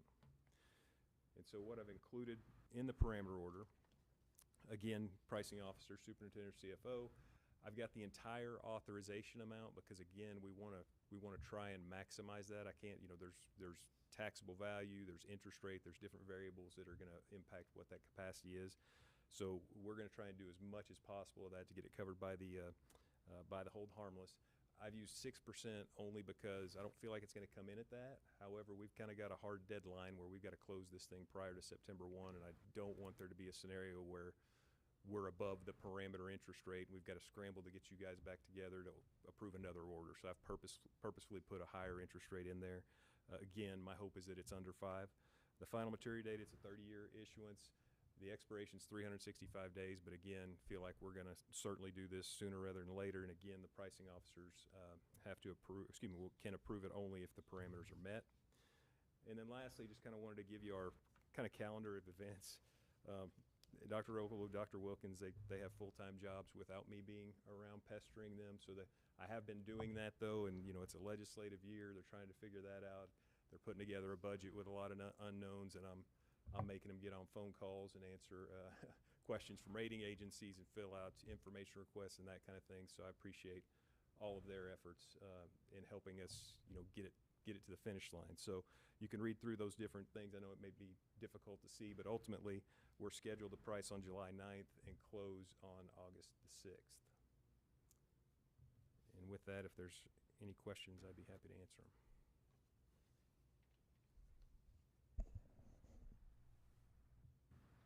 Jeff, appreciate all the work you've done and the time that you've helped us over the last several bonds. I guess just to dumb it down a little bit, you're ultimately we're giving authority on some parameters, but you're going to ensure that the math makes sense to issue based on the interest rate of that day, to where we can honor our word with respect to the tax rate to the citizens. Correct? Yes, sir. Absolutely. I will say again. I do think in this instance versus prior instances that we likely will use some INS fund balance, but you have a very healthy INS fund balance, so I don't think there's any problem with doing that. It's not going to impact in the homestead exemption. The first two that they did were minor in comparison. One of them went from 15,000 to 25, and it had the similar hold harmless that we have here, at least on the INS side, and then the next one was 25 to 40. And it only included this hold harmless. When they went from 40 to 60, which was obviously a very large increase, that was when they allowed for all of the elections that passed for their full authorization to be covered. There's still a bit of a, I don't want to call it an argument going on, but there was an amendment that was made by Representative Meyer, who's in the Highland Park and Richardson area is his area, that his amendment was it moves the goalposts in the middle of the game pretty much. We talked about issuing 200 and then maybe coming back in 2, 3, or 4 years and issuing the remainder. With reducing the tax base by 750 million to 800 million, whatever we don't issue, it may be more like 5, 6, or 7 years, because we've got to make up for that loss, because whatever is left is not going to receive any hold harmless money. But good question, yes. Thank you. Trustees, any other questions? Okay.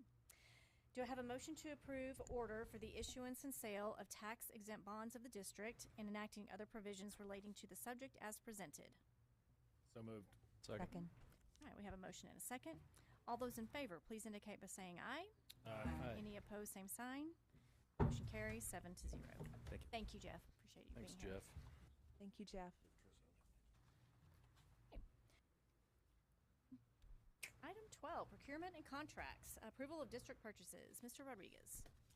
Yes, thank you, Ms. Bridges. Just a couple of items for your consideration this evening. The first one are some musical instruments. You may recall that at the previous board meeting, we made some purchases for some instruments that we really were focusing on the transition of OL to the OL students to Dunbar and to Atkins. So that was our focus there. This purchase, we found some other funds, and so this is allowing us to purchase some instruments that will affect district-wide programs, not just necessarily focusing on Atkins and Dunbar. So that's what this minor purchase is for here. And then the second one is just an adjustment or an increase to our electricity services. In May of 24, you all approved basically 4.3 million for electrical services. We're calculating with us ending this month that we're going to need $213,000 more. So actually, given our use of electricity and trying to guess what that target was going to be, I feel like a small increase of $213,000 is good. As we go through our project with Snyder Electric, I'm hopeful that this will not happen next year as we put in our more efficient lighting fixtures. And so that's all this is right here. It's just an adjustment for that annual purchase. Happy to answer questions.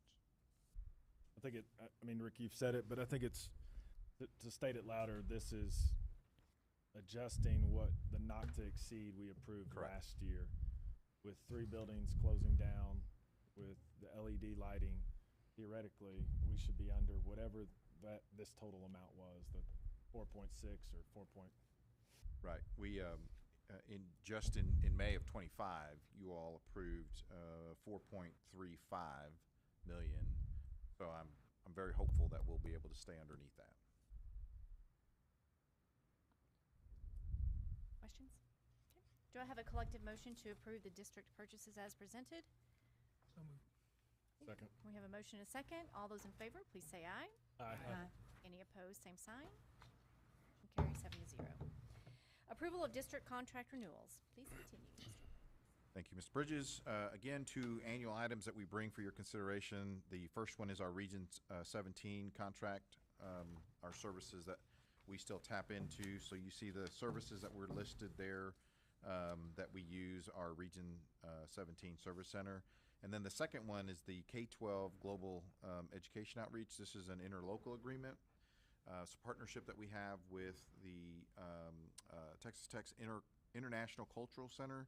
For over 15 years, we've had this partnership with them. This is an annual thing that we do. Our kids access these programs through they access various things such as authentic cultural artifacts, guest speakers, the Ambassadors Program, National History Day, and some other outreach events through the International Cultural Center. So pleased that we get to continue that partnership with Texas Tech. Questions? Do I have a collective motion to approve the district contract renewals as presented? So moved. Second. We have a motion and a second. All those in favor, please say aye. Aye. Any opposed, same sign. Motion carries 7-0. Approval of construction job order contracting delivery method and delegation of authority. Mr. Hopkins. Yes, ma'am. Thank you. Final item for you this evening, for me, is a standard item of delegation of authority for job order contract as our delivery method, asking your permission to delegate authority to Dr. Rollo for choosing criteria and relative weights, ranking and selection, evaluation, bids, proposals, and qualifications for procuring construction services. This particular project is the restroom renovation at Irons Middle School. These are the restrooms that are right next to the auditorium entry. And so we felt that we've had some deferred maintenance funds that we were able to allocate last minute. And so that's what we're hoping to get done here. So that this is, as you all recall, the first step in getting through that process. So we'll go out to bid, and then we'll bring you the actual costs that we're going to invest in getting those restrooms renovated. We're hoping we can get this done prior to the school year. Might bleed right to the beginning of school, but we hope to get it done so that they can be used throughout the school year. Do I have a motion to approve delegating authority to the superintendent for choosing criteria, relative weights, ranking, selecting, and evaluation of proposals, and approval of the use of the construction job order contracting delivery method for the project presented? So moved. Second. We have a motion and a second. All those in favor, please say aye. Aye. Any opposed, same sign. Motion carries 7-0. Thank you. Okay, we will move into workshop, but we are going to ask for a 10-minute bio break while we get set up for that. And then we will continue to our workshop agenda items.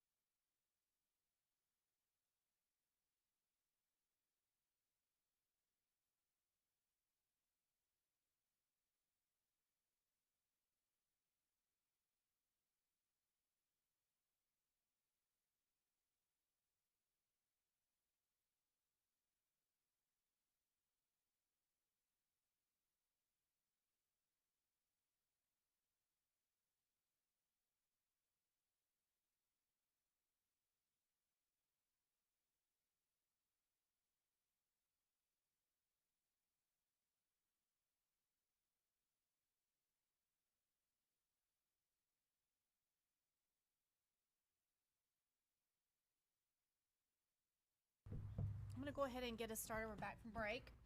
I'd like to invite Miranda Ruvalcaba, Executive Director of Assessment Accountability, to talk to us about progress measures. Miranda. Good evening, President Bridges, Dr. Rollo, Board of Trustees. Today I have the preliminary 2025 Spring Star results. Final results are not due in the district until mid-July. However, I don't anticipate any changes from those.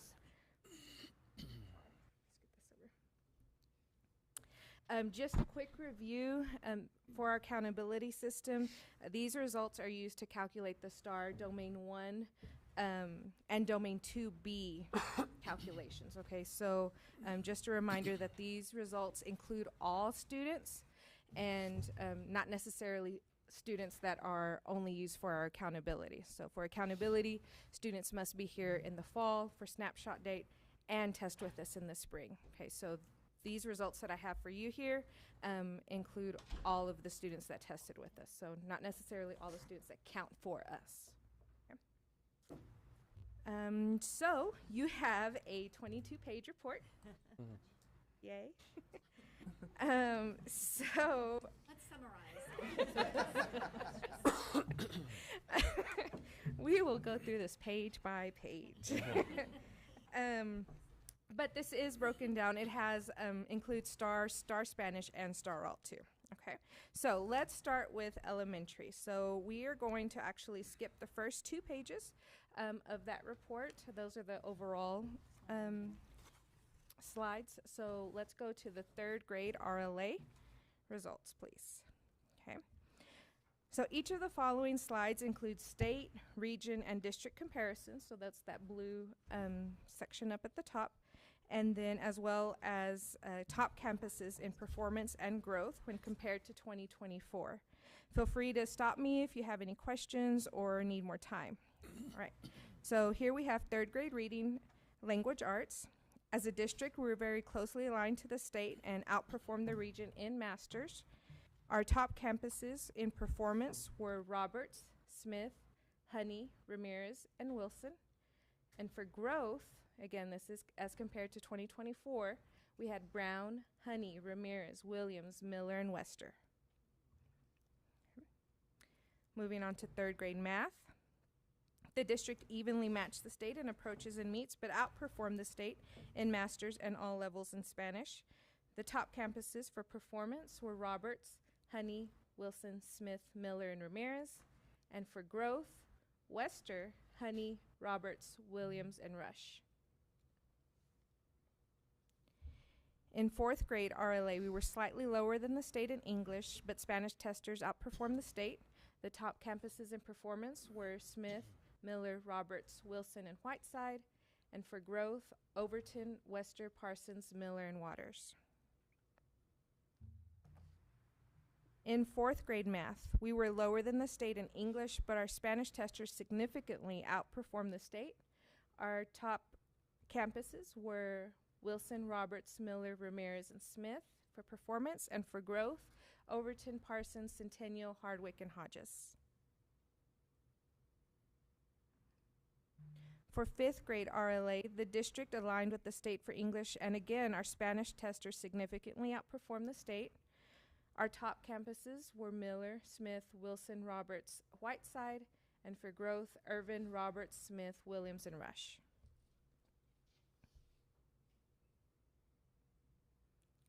For 5th grade math, the district outperformed the state in both English and Spanish testers. Our top campuses were Whiteside, Machen, Roberts, Smith, and Wester. And for growth, Harwell, Roberts, Carmona Harrison, Williams, Honey, and Rush. In 5th grade science, our English testers were below the state, but our Spanish testers scored significantly better than the state. Our top campuses were Smith, Whiteside, Hodges, Miller, Roberts, and Wilson. And for growth, Roberts, Whiteside, Smith, Waters, and Carmona Harrison. And moving on to middle school. In 6th grade RLA, the district was aligned with the state in approaches. Our top 4 campuses were Talkington, McCool, Hutch, and Evans. And for growth, we had Slayton, McKenzie, McCool, Atkins, and Hutchinson. For 6th grade math, the district performed lower than the state. Our top campuses were Talkington, McCool, Hutchinson, and McKinsey. And for growth, Talkington, McCool, McKinsey, and Slayton.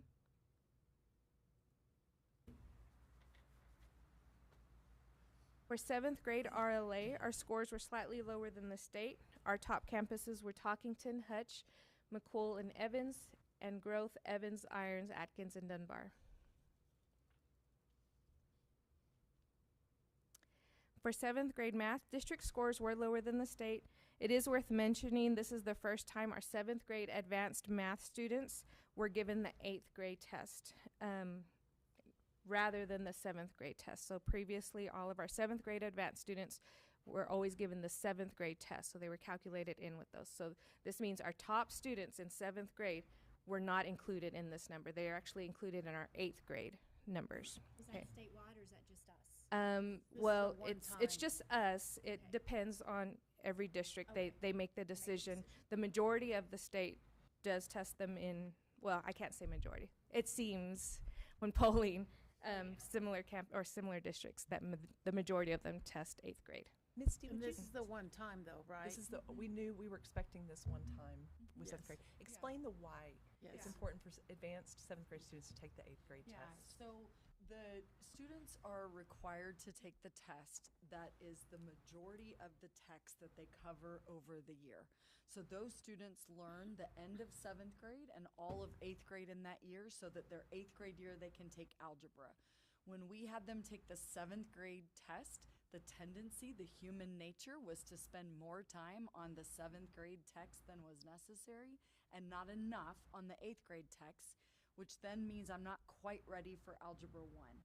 When we make that shift to the 8th grade test, that means the teachers, by human nature, spend more time on the 8th grade text, getting them ready for Algebra 1 that next year.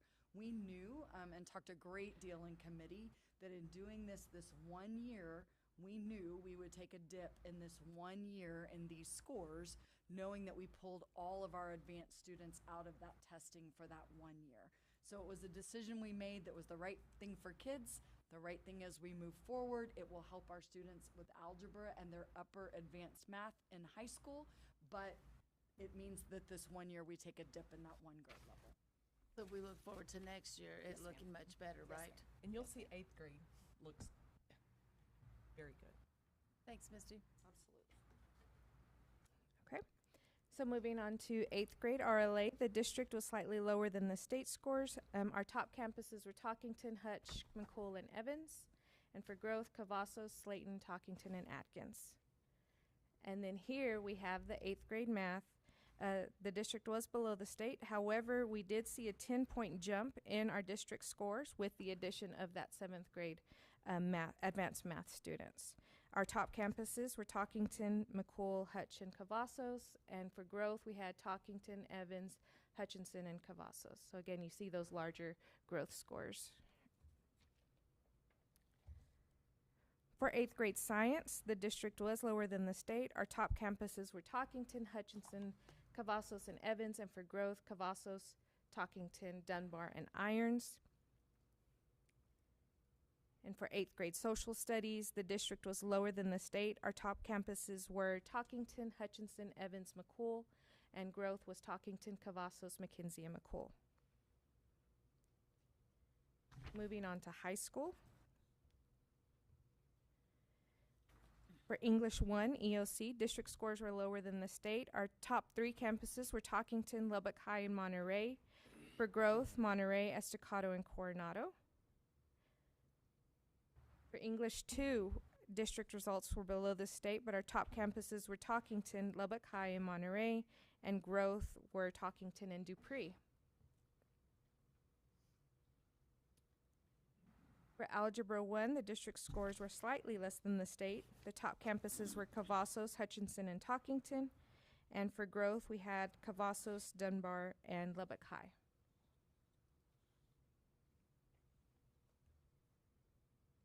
For Biology EOC, the district results were aligned with the state approaches scores. Our top campuses were Talkington, Lubbock High, and Monterey. And for growth, we had LCJJC, Estacado, and Talkington.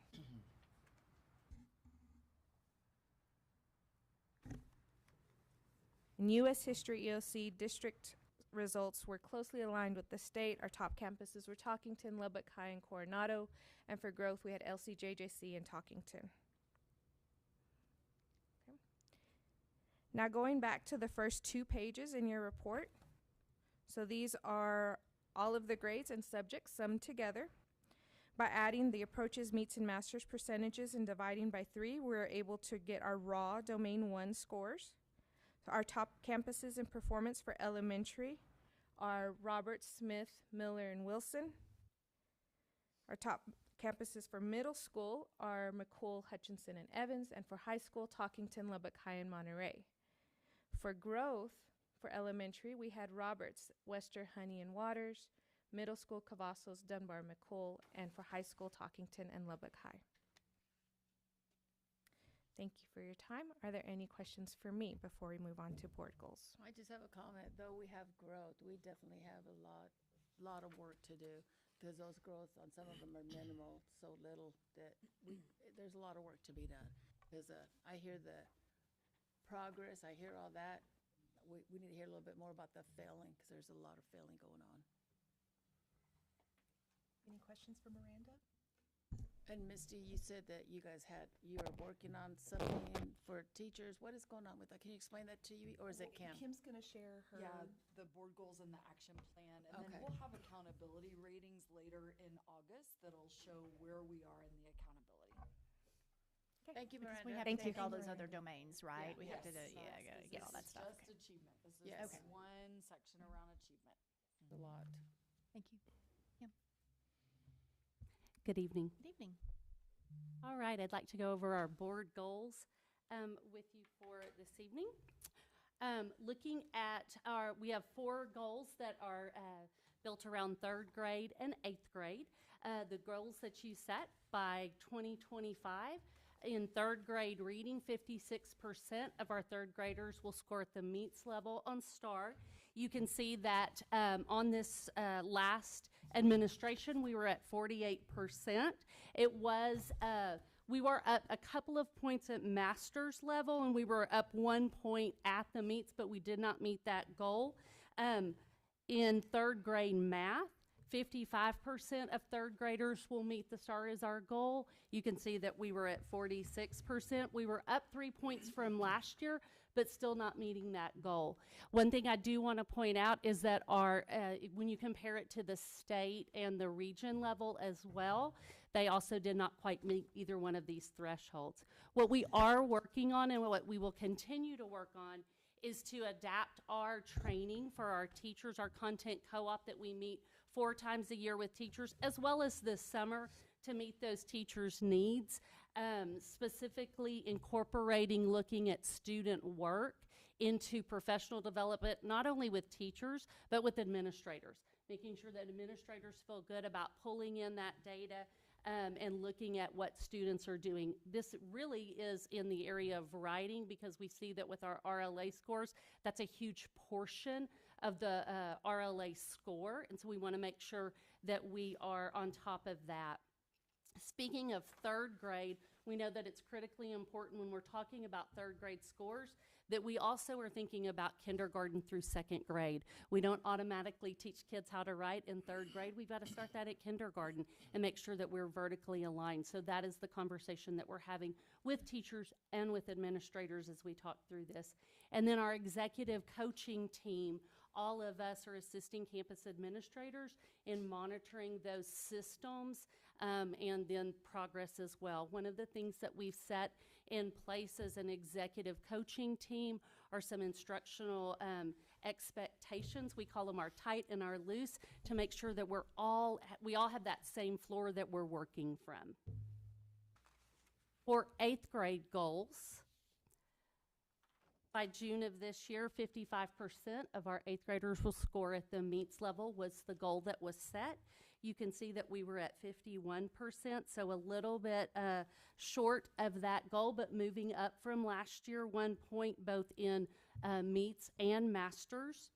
In 8th grade math, There is a correction from what y'all have. I had 50% was the goal, but that's actually next year's goal. This year's goal was 44%. You can see we were a little bit short at 38%, but we were up, as Miranda said, our advanced students are taking 8th grade, and so we were up over 10 points, and our masters was up almost 10 points. They were up 9 points from last year as well. With middle school in particular, we're of course we're looking at how we train our teachers to meet their needs. We're collaborating with teachers to address those gaps. How are they doing that?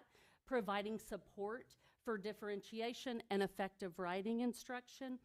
For math, one of the things that we're going to do this year that we haven't done in many years is we're actually going to facilitate monthly grade level meetings with 6th, 7th, and 8th grade math.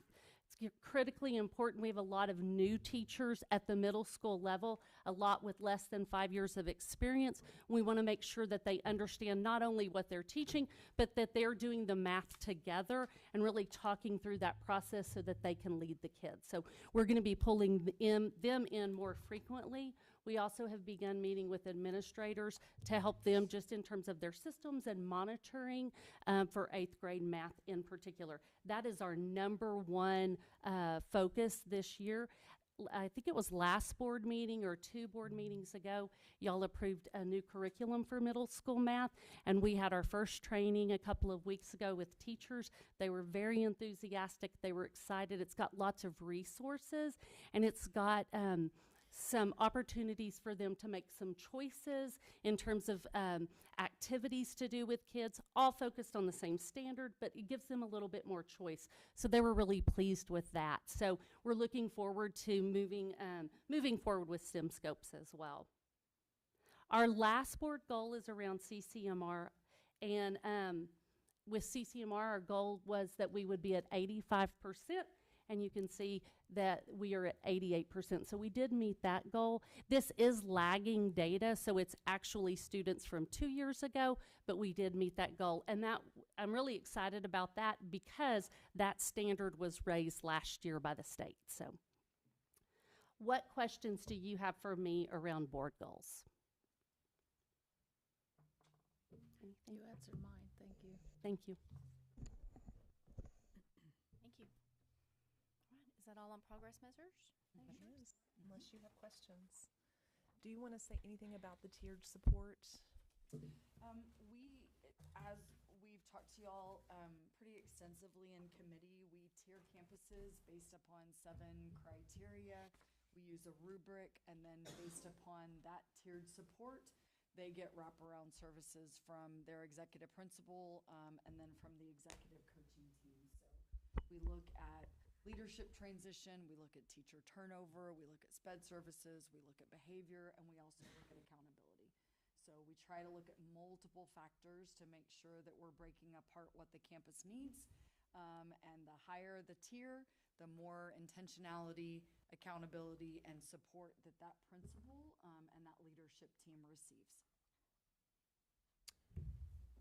Kathy, you and I have talked about this a little bit, especially here lately, but what requirements, if any, are there for our principals, APs to be in the classrooms?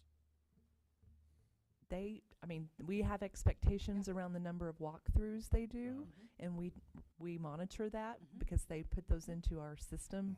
We use a system called KickUp, and so they put their walkthroughs in that system. We monitor, the executive principals monitor, but we also look at it, especially the higher the tier of the campus. And if they're not doing sufficient walkthroughs, that's the coaching point for that leadership team on that campus. We also got very explicit with that in the tight loose reference that Kim made. We have documents that we shared with principals this summer to talk about what those expectations are with numbers, criteria, expectations, so that we can help clarify, especially as we have new principals. We want to make sure people are trained and understand observation and feedback and what that looks like and sounds like. What qualifies for a walkthrough? And I'm saying this because I sat through some sessions at SGS that, like, are they intensive where they're actually trying to basically the T-test or whatnot, not in a formal way, but an informal way versus just a howdy doody, because howdy doody to me shouldn't count for, Yeah, being. Yeah, howdy doody doesn't count as a walkthrough. The walkthrough has to go through KickUp, which is our walkthrough platform. You can do full-blown what we call T-test or T-test light, but then some people are also working on targeted walkthroughs. For example, the first 5, last 5 implementation or curriculum fidelity implementation walks. Those are also considered walkthroughs, but they have to be logged, categorized, and put in. So there's times that you go in a teacher's room and you leave a sticky note to say great job or keep up the good work or those things. That does not constitute a walkthrough. It's great feedback, great opportunity, but a walkthrough has to be formal and put in. The purpose of that too is that the teacher gets the feedback also, so that they receive that information and then can have that chance to respond. It's usually targeted to what that particular teacher is working on. So if it's an instructional strategy that teacher is trying to incorporate into the lessons, then that walkthrough may be very specific to that. But it looks a lot like the T-test rubric, but it's just giving them feedback within a 10 to 15 minute observation while the And we're happy administration. I can put the tight loose expectations too in y'all's superintendent updates so you can see those pieces as well. That'd be good data. And then as a reminder, we are piloting 6 campuses, 2 at each level, with a 50-50 role. So this is a classroom teacher who is currently going through training to be an instructional coach half of the time. That teacher will still qualify for TIA, but that's allowing us to get into classrooms and supporting teachers even at a higher frequency. Okay. And our campuses that are tier 3 are also a part of our teal work with the service center. And so they actually do intensive training on what is called teal observation and feedback. It's a state turnaround program that teaches you about tiering teachers, making responses, doing walkthroughs, categorizing, active monitoring, all these pieces that then help us to have more intentionality in a tier 3 school or a school that's in comprehensive. So the schools that you're selecting, would they be the turnaround schools? They fit in that criteria, yes. Okay. And we also have some additional that we are watching, maybe for behavior or maybe for other reasons that we just want to make sure we're giving them enough support. Thanks. And also that you've done some restructuring, right, just so that our executive principals don't have quite so heavy of a load, so they can provide more intense. Is that correct? We've restructured who is supervising who based on Jack Perkypal now being an executive principal. He's going to supervise secondary campuses with the exception of Dunbar and our McCool and Talkington. So he will have the others. Amy Stevens, being her expertise is elementary, she's going to supervise elementary campuses with a few exceptions as well. Okay. So their load is still going to be larger, but because we tier campuses, our expectation of them is they will be on the higher tiered campuses more frequently than they are on those campuses that are just moving from good to great. Yeah. Or maintaining great. So I think that makes sense because then they can see what programs they could scale, you know, to across the same level instead of having all different levels maybe. We're also really working with our tier 1 principals for opportunities for them to mentor. And so they are stepping into some mentorship roles where they will mentor either new principals or principals that need support so that we can also leverage some of their expertise as well. Really trying to build leadership among leaders and work on some systems to support that process. That peer, I love that. You know, we used to once upon a time have our executive directors come up and give us a rundown how it went in one of their schools, and we haven't had that in a while. That'd be good if we can continue to start doing that again. yeah, we can add that back. Yeah. That would be great. We can add that to the workshop list Yeah, perfect. Thanks. or committee list or whatever it ends up Whatever it's going to end up being. TBD. Okay, are we ready to move on to health plan update? Okay, all right. You have 5 minutes. I'm kidding. I don't want to rush you. Good evening. Good evening. Good evening. Thank you for the time to go back over this. Had the privilege of talking about health plan with the better part of the last 2 days with the paraprofessional training. About 350, Beth told me, were there. So there's been lots of talk. So if I lose my voice, we've been talking a lot. So always appreciate that opportunity to do that. Thank you. Thank you so much. This is some familiar information. You've seen this in board operations and hitting the highlights. We are through April trending about 83.9% maximum claims loss ratio. Our goal is to be under 87%. On the next slide, comparing data is 23, 24, 25, and 26. Again, should be familiar. Again, 24 claims are still being processed. They have up until the end of the year to do that. Projections for 2025 as maximum claims is 27 million. And for 2026, up to 29 million. Thank you. As you know, we bid out the health plan early. We were supposed to bid it out every 5 years. We last bid it out about 2.5, 3 years. We did issue, from the last meeting with the board operations, we did issue best and final offer letters. So we're waiting on those responses, and I'll have more information for you in July. Zero copay clinics, we had 2 proposals. Dental, we had 1 proposal. Medical 6, and 7 for prescriptions. So we're awaiting those responses on the best and final offer. And hopefully we'll, received a couple of them, and it's looking better. So we'll keep trucking along on those things. So any questions so far? Again, we talked about, we sent out the premium projections. We've done that a couple times now, the possible premiums for 2026.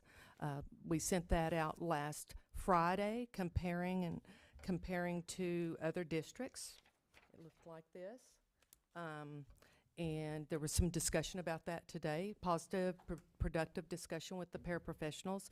And then just with the projections on our claims as we're trending now, with the possible increases in the premiums as determined further by the board, we still would come in plus or minus $855,000 in a deficit. And we've talked previously about how you could, the board could address that with restricting access, changing or reducing coverage premiums, increases, and other cost sharing ideas to be determined by the board. These are the possible premiums again. You've seen these. This is the second or third time. They've been 2 or 3 times published to our employees just so that they're very well aware if the board determines to raise the possible premiums or the premiums to the possible new amounts. Those are the differences therein. This is the basic HMO plan. That basic HMO plan is the lowest cost plan that the district has. And we also sent that out. Again, that was the comparison that we sent out showing to the other districts that went out to every employee last Friday. Lisa, just to clarify, the possible 2026 employee premium increase is the other half of what we deferred from last year. Is that correct? That's absolutely correct. And we've double, triple checked that just to make sure that we calculated that correctly. By the way, this does not include the wellness credit of $50. So we've continued on with the wellness program and all the requirements in that savings. So for an employee only would be $100 a month. So when you look at those, and everybody can meet that. So these do not include the wellness credit, and it does not. The district again contributes the most in this area at $391 per employee per month. Here are the basic PPO plan information again without the wellness credit. And these possible premiums for 2026. And then the Premier PPO plan, that's the lowest deductible plan and also has the special carve out on prescriptions. So that's why you'll see a higher premium, but there are additional benefits therein. This is what you've seen a couple weeks ago. Again, when we sent it out, we had the actual better breakdown and comparison. So for instance, and let me also say, this is comparing to what they have published now. We don't know yet what Lubbock, Cooper, or Friendship are going to do as far as raising their premiums or anything like that. TRS just published their newest plan, so I'll be updating that. They went up on some and went down maybe on one or two, so I'll have that updated information for you at the July Board Operations meeting. But for instance, if we went to a plan, employee and family at Lubbock Cooper, we'd be paying over $4,500 more a year the employee would be. Again, we're also not comparing apples to apples. Remember, we have a lot of different other additional benefits to our employees, and that would be our wellness program, our gym reimbursement, our vaccines, our diabetes program. Zero copay clinics was a hot topic today with the paraprofessionals. Overwhelmingly, they love that program. And then we spent a lot of time on that, the clinics, as well as the pharmacy savings with the zero copay prescriptions. And then the Employee Assistance Fund program we went over a lot today. This is just information about the timeline. You've seen this. We published this to our employees so that, and our health plan members, so that they know we're being transparent about the timeline and where we're going with that, so that everybody's well informed. And so you can see here, we've done May and June, we've got July and August, and decision has to be made by August so that we can plan and publish and have everything ready for everybody to enroll. We have to set it up through September. That's why you have to make the decision in August, and then open enrollments in October. Any questions, concerns, comments? More firm detail in July, is that what you said? So for like maybe what the plan is going to be, because bid. Yes, basically, what we're going back and forth with and getting the best and final offers is about fees. That's the fees and that possible cost savings. As you know, President Bridges, we're self-funded plan, so it's claims driven. That's the majority of why the premiums have had to increase over the years. Where we're pushing back with our current providers, as well as those that have bid, is can we negotiate more on the fees? I've seen some updates on those, and it's looking promising, and we're still waiting on some of those that we'll be bringing forward in July and August for you. The big thing we did, I want to make sure everybody understands, the big thing we did when we put out the RFP was we had those people bidding, or those companies bidding, reprice 2024 claims without knowing what we actually paid. That shows us what kind of discounts, what sort of things really are happening that impact our employees and impact the district on paying those claims. And that really helped us quite significantly weed out what could be a potential partner for Lubbock ISD, or remain a partner to be determined. And then now we're really focusing on the fees. So just to further clarify, Ms. Bridges, so what could happen, let me just give some scenarios. So what could happen if this board were to decide we're not doing anything else other than the increase that we had committed to last year, then once Lisa has these final numbers and that's the decision of the board, then that's the potential deficit that we would be looking at, is that $855,000 plus or minus, depending on claims. Yeah. If the board decides we don't want to do that, we're going to increase the premium by X to try to cover that cost, then that's a decision that you all would make. But at that point, we would have all the solid numbers in terms of fees as to what we can ask or not ask, right? So we have the potential, if the board feels confident and has the desire to say, we feel pretty strongly that we're not going to change that from the increase that we've already committed to, then we really do have the potential to take this for your approval in July. And what that could do for our people is to give them time to figure out, okay, let me study this and figure out. Because remember, enrollment won't happen till October, and these plans don't kick in until January, because they're January to December plans. So it gives our people more time to plan around what kinds of things and changes do I need to look at personally.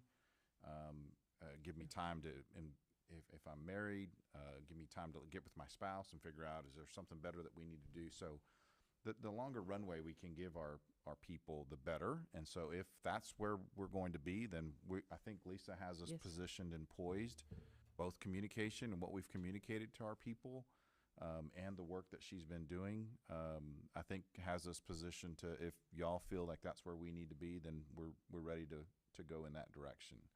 And I would be remiss if I didn't really publicly thank Lisa for her work and due diligence on this. Not only this, but even our property insurance. She's done, her and her team have done a phenomenal job of really beating the bushes. She's been a part of our discussions on the finance side, because this impacts the finance side. If we run low, then Lisa comes knocking to Dwayne's door and says, I need money to pay the bills, because we have to pay the bills.